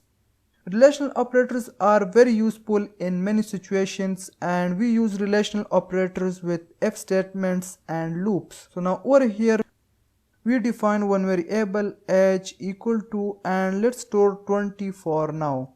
Now what we are gonna do, we are gonna use if statement with relational operator, and we are gonna check that if the age is greater than 30, then we are gonna show that you are old. And if the age is less than 30, then we are gonna show that you are young. Over here I'm gonna use if statement, and I'm gonna say age less than 30 colon print statement, and let's say you are young. And if the age is greater than 30, then in the else block we are gonna show that you are old. Else and print statement, let's say you are old. Now I'm gonna run the program. We will get this message, you are young, because right now our condition is true. Over here we have 20 in this age variable, and over here we are saying that if the age is less than 30, then execute this block of code. Let's go ahead and run the program, and we get you are young. So relational operators return the result in true or false. We have also less than or equal to, and we have greater than. So now if I run the program, this time you will get this message. So now let's change old to young and young to old, and I'm also gonna change 20 to, let's say, 40, and now I'm gonna run the program. We will get this message, you are old. Let's go ahead and see, and we got you are old. So we have also greater than or equal to. So if now I change the value again to 20, now this time you will get this message. Let's go ahead and run the program, and we got you are young, because right now our condition is false. Another one, we have equality operator, and the syntax of equality operator is double equal to. An equality operator, on both sides our values must be same. So now over here you can see we have 20, and over here we have 30. So it means our condition is not true.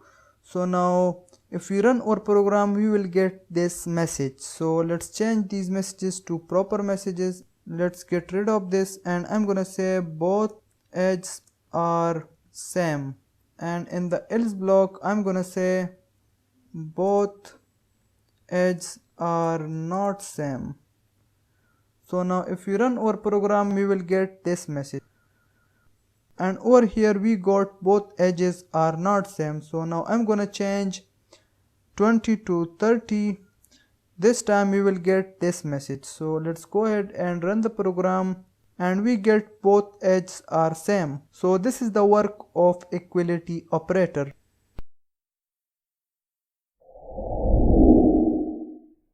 Another one, we have not equal to, and not equal to is the opposite of equality operator. So now let's change equality operator to not equal to, and now if this time I run the program, we will get this message, right? So let's go ahead and run the program, and we got both edges are not same. So not equal to is the opposite of equality operator. So if our condition is true, it will change our condition into false, and if our condition is false, it will change our condition into true. This is the work of not equal to operator.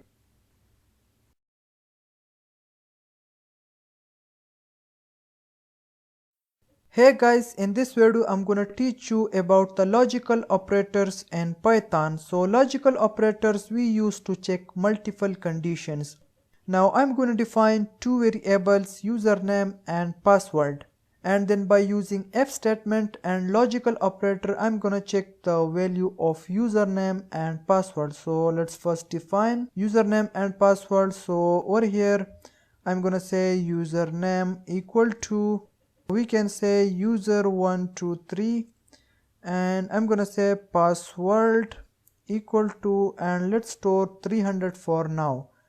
Now down over here I'm gonna use if statement. So if username equal to user123, and now I'm also gonna check password. So we have AND operator and OR operator. So let's first use AND operator, and password equal to 300 colon and print username and password are correct. And in the else block we are gonna use print statement, and let's say incorrect password or username. So keep in mind, in AND operator or all conditions must be true. So now over here we have user123, and in this username variable over here we have also user123, and in the password we have 300, and over here we have also 300. So it means our both conditions are true. So if we run our program, we will get this message. So let's go ahead and run the program, and we get username and password are correct. So now let's change 300 to 400. Now this time we will get this message. So let's go ahead and run the program, and we got incorrect password or username. So in AND operator or all conditions must be true. Another one we have OR operator. So in the OR operator your one condition must be true. So now let's change AND to OR, and now this time our one condition is false and another one is true. So if I run the program, we will get this message. So let's go ahead and run the program, and we get username and password are correct. But if we change user123 to just user, now this time our both conditions are false, we will get this message. So when we run our program, we get incorrect password or username. So in the OR operator your one condition must be true. NOT operator returns true in false and return false in true. So over here you can see we have isMail variable, and in this variable we have boolean value. So now I'm gonna use print statement, and let's call the NOT operator. Not opening and closing parentheses. So now I'm gonna pass isMail variable. Now I'm gonna run the program, we will get false. So let's go ahead and see, and we got false.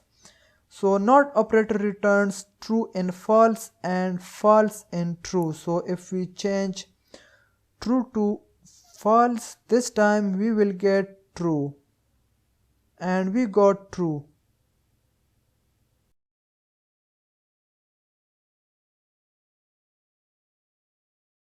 Hey guys, in this video I'm gonna teach you how you can work with files in Python. So in many situations you will need to write something to external file or to read data from external files in your Python file, and in such situations if you don't know how to work with files in Python, then it would be a problem for you. So in this video I'm gonna show you how you can write something to external file and how you can read data from external file in your Python file.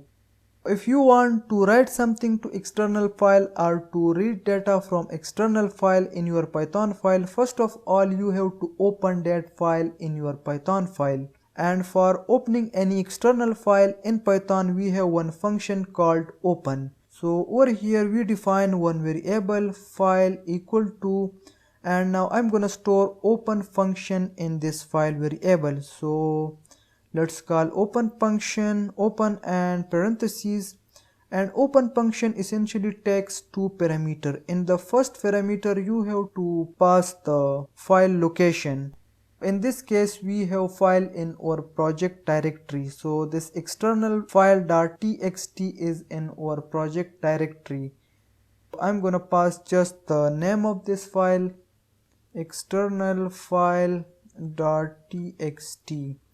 and in the second parameter you have to specify for which purpose you are opening the file. So we have different modes. We have W for writing, and now I'm gonna open the file for writing. So now down over here file dot, and we have write function.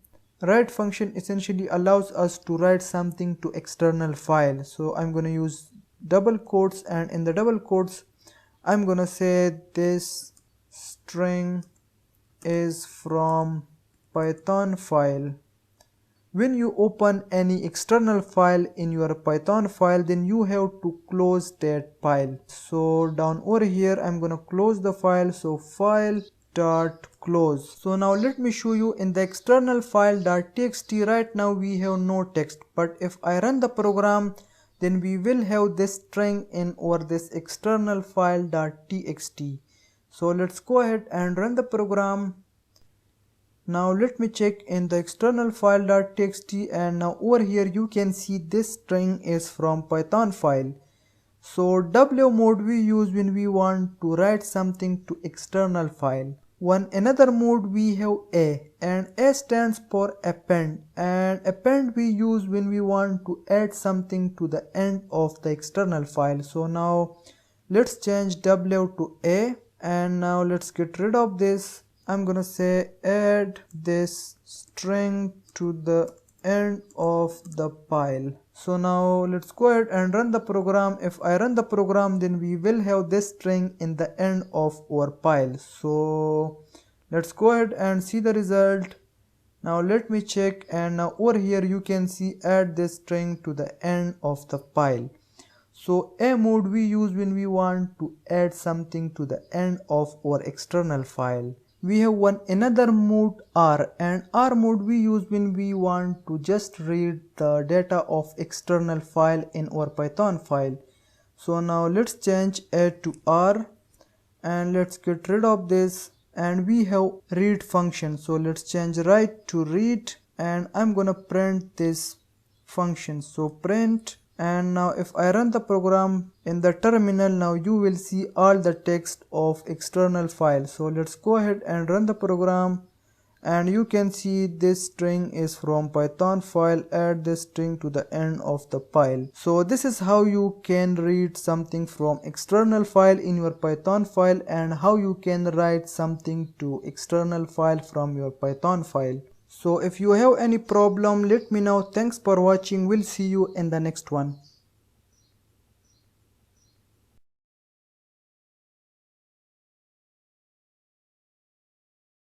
In this video, I'm gonna show you how you can create HTML file using Python script.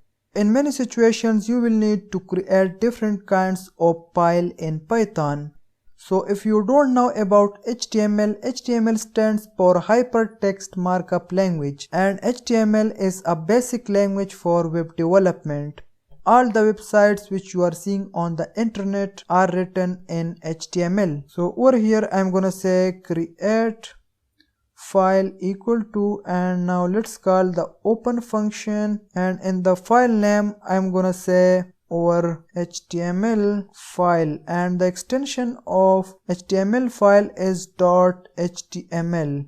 mode W for writing, create file dot write function, and now in this write function I'm gonna put all the HTML tags. So first one we have doc type HTML tag, doc type HTML new line, and double quotes backward slash n for new line, and HTML open, new line again, and backward slash n, and we have head open, title open and close. In the title I'm gonna say Python course, and now let's close the head tag, head close. Now body open, and in the body we are gonna use h2, so backward slash n and h2 open and h2 close, and we can say this is our HTML file. And now let's close the body tag, and we also need to close the HTML, backward slash n and HTML close. So now let me check our all tags. So doc type HTML, HTML open, head open, and over here we have head close, title open and title close, and then we have body open, and then over here we have body close, h2 open and h2 close, and then we have finally HTML close. So our all tags are correct. Now we have to close the file, so create file dot close. Over here our closing is incorrect, HTML. Now over here you can see we have no our HTML file.html, but if we run our program then we will have this our HTML file.html in our project directory. So let's go ahead and run the program. Over here we got our HTML file.html. So now let me check, and you can see our all tags are properly aligned. So this is how you can create HTML file in Python.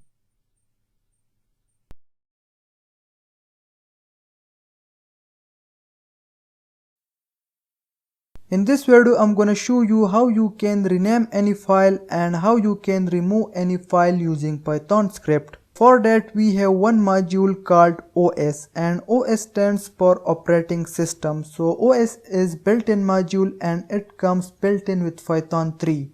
So let's first import it, import OS.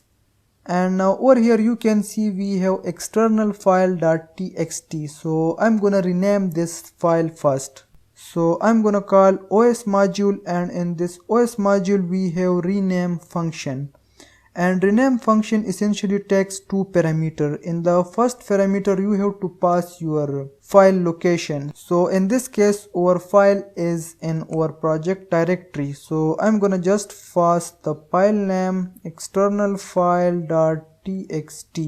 And in the second parameter you have to pass the new name of your file. So I'm gonna say new file.txt. So now if I run the program, our external file.txt will be changed into new file.txt. So let's go ahead and see the result. And now over here you can see new file.txt. And if you want to remove the file, then we have remove function. So let's change rename to remove, and remove function essentially takes only one parameter. So let's get rid of this. And now if I run the program, our new file.txt will be gone. So let's go ahead and see the result, and our new file.txt is gone.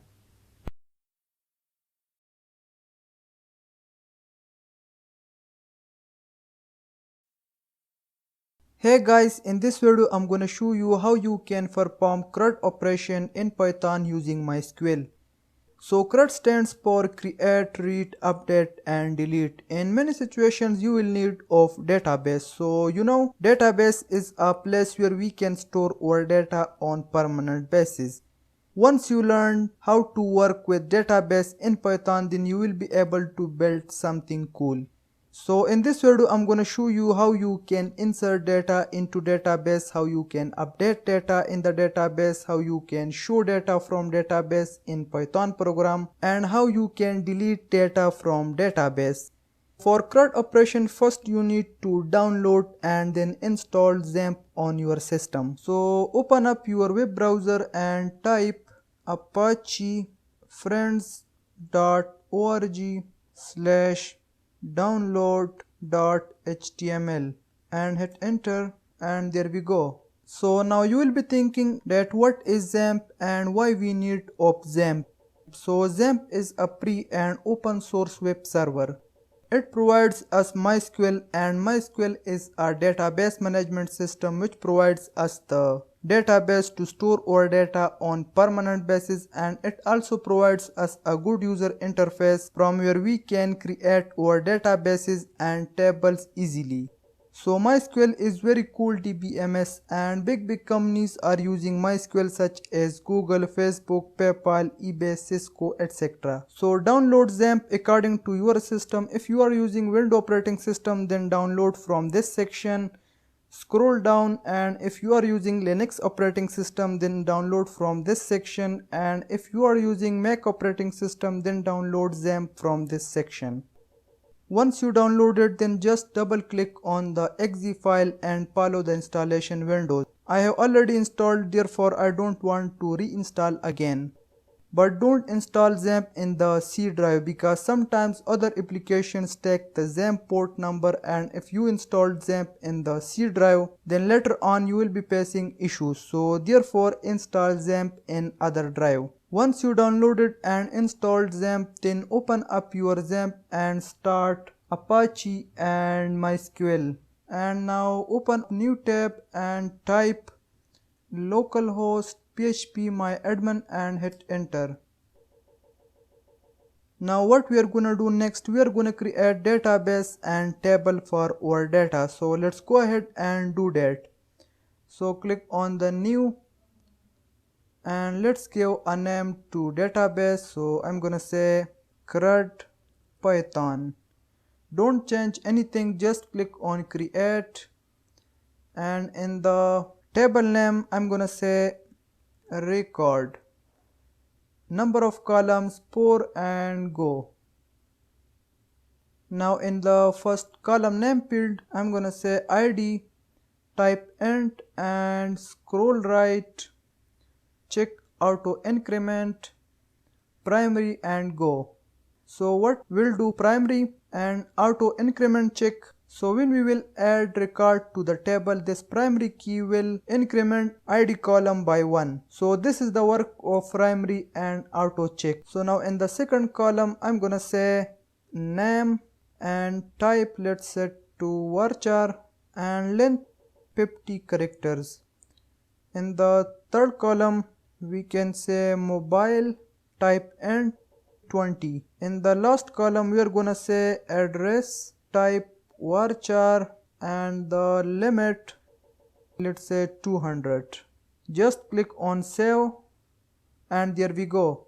So we successfully created database and table for our data. So now what we have to do next? Now next we need to install PyMySQL module, and PyMySQL module allows us to work with MySQL database in Python. So open up your IDE and then open up your terminal, type pip install PyMySQL and hit enter. Requirement already satisfied, so I have already installed this module. So now I'm gonna just import it. Import PyMySQL, and now over here we can say connection equal to PyMySQL module and dot connect. So this connect function essentially connects our application with MySQL database. So first of all we need connection with database. So when we made connection with database, then we can insert data, then we can update data, then we can fetch data, and then we can delete data from the database. So This connect function essentially takes 4 parameters. So in the first parameter we have host, so host equal to, and our host is local host. And in the second parameter we have user equal to, and by default username is root of MySQL, and third one we have password, and password by default is an empty string. In the fourth parameter we have DB for database name, and our database name is CRUD Python.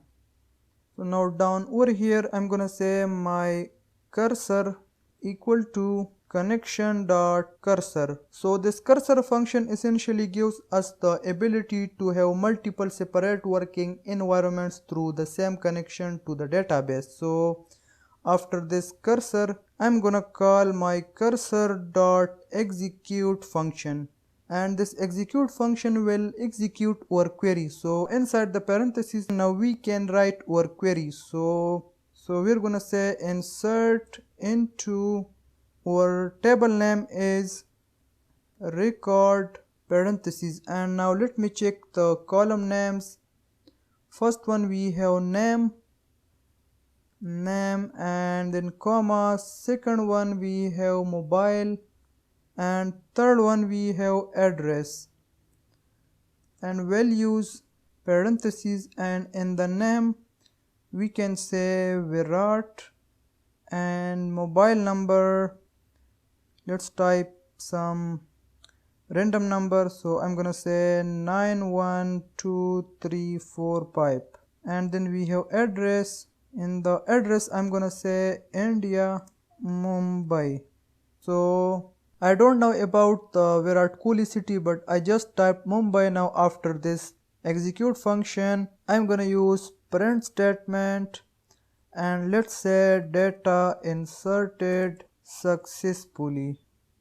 So now we need to call the commit function. So connection dot commit. Commit function essentially saves data and saves modification as well in the database. So now we have to close the connection dot close. Now I'm gonna run the program, or this data should be in the database. So let's go ahead and run the program. Data inserted successfully. Now let me check in the database, browse. So beautiful. Now we have Virat mobile number and address. So we successfully inserted the data into the database.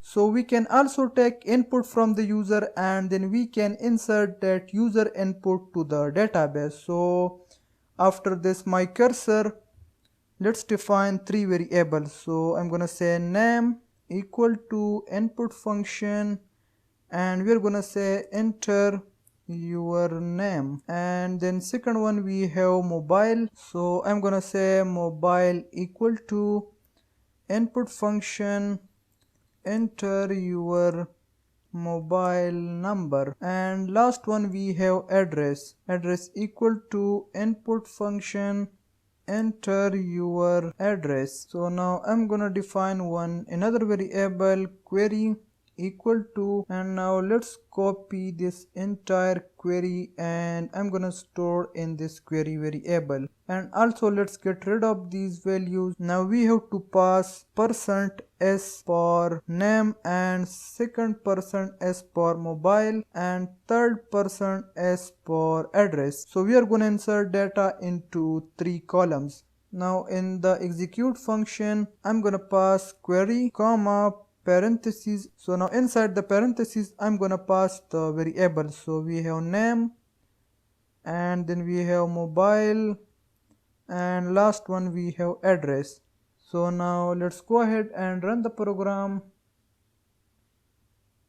Enter your name, let's say Parker, enter mobile number, so we can say 1020456, and then address. In the address I'm gonna say New York, USA.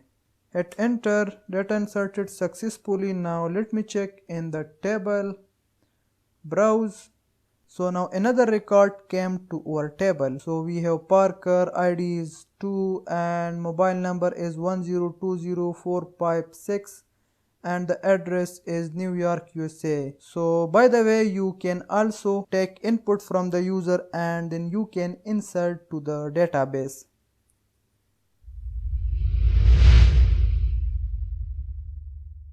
Now we are going to update the record. So for updating the record in the database, we have update SQL query. So inside the parentheses, now we are going to write the update query. So update, then your table name, record, and set name. I'm going to say Khan mobile, let's say 92308976, and then we have address. In the address I'm gonna say Karachi, Pakistan, and I'm gonna update Parker. So let me check the Parker ID. I'm gonna update the record by ID. So Parker ID is 2. We have where clause where ID equal to 2, and I'm going to use print statement. Let's say record updated successfully. So now if we run our program, our ID2 record should be updated with these new values. So let's go ahead and run the program. Record updated successfully. Now let me check in the table, browse, and so beautiful, we successfully updated the record. So for updating the record in the database, we use update query in SQL.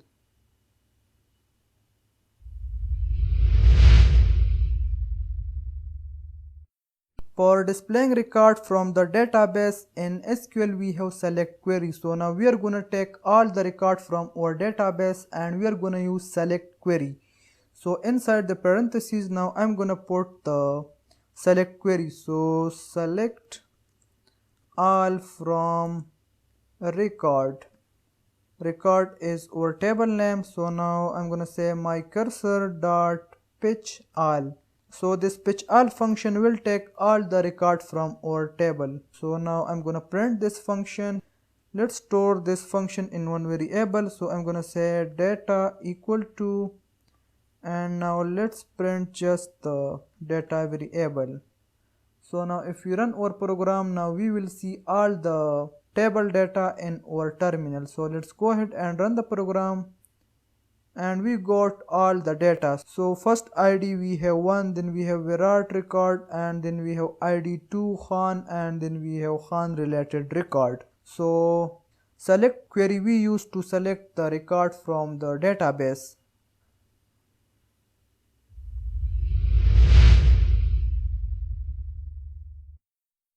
You can also take specific record by using where clause. So now I'm gonna take just ID2 record. So over here you can use where clause. So where ID equal to 2.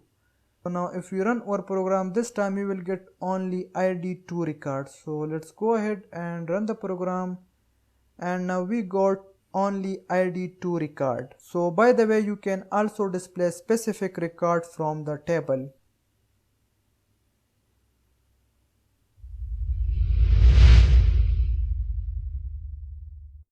For deleting record from the table, we have delete SQL query. So now we are going to delete the record from our table. So inside the parentheses, I'm going to use delete query. Delete from record, and now let's print the message data deleted successfully. So now let me show you the table. Right now in the table we have only 2 records. So now if we run our program, our all data from the table should be gone. So let's go ahead and run the program. Data deleted successfully. Now let me check in the table, browse, and now our data is gone. So you can also delete specific record by using where clause. By the way, you can perform CRUD operation in Python using MySQL. If you have any queries, let me know. Thanks for watching. We'll see you in the next one.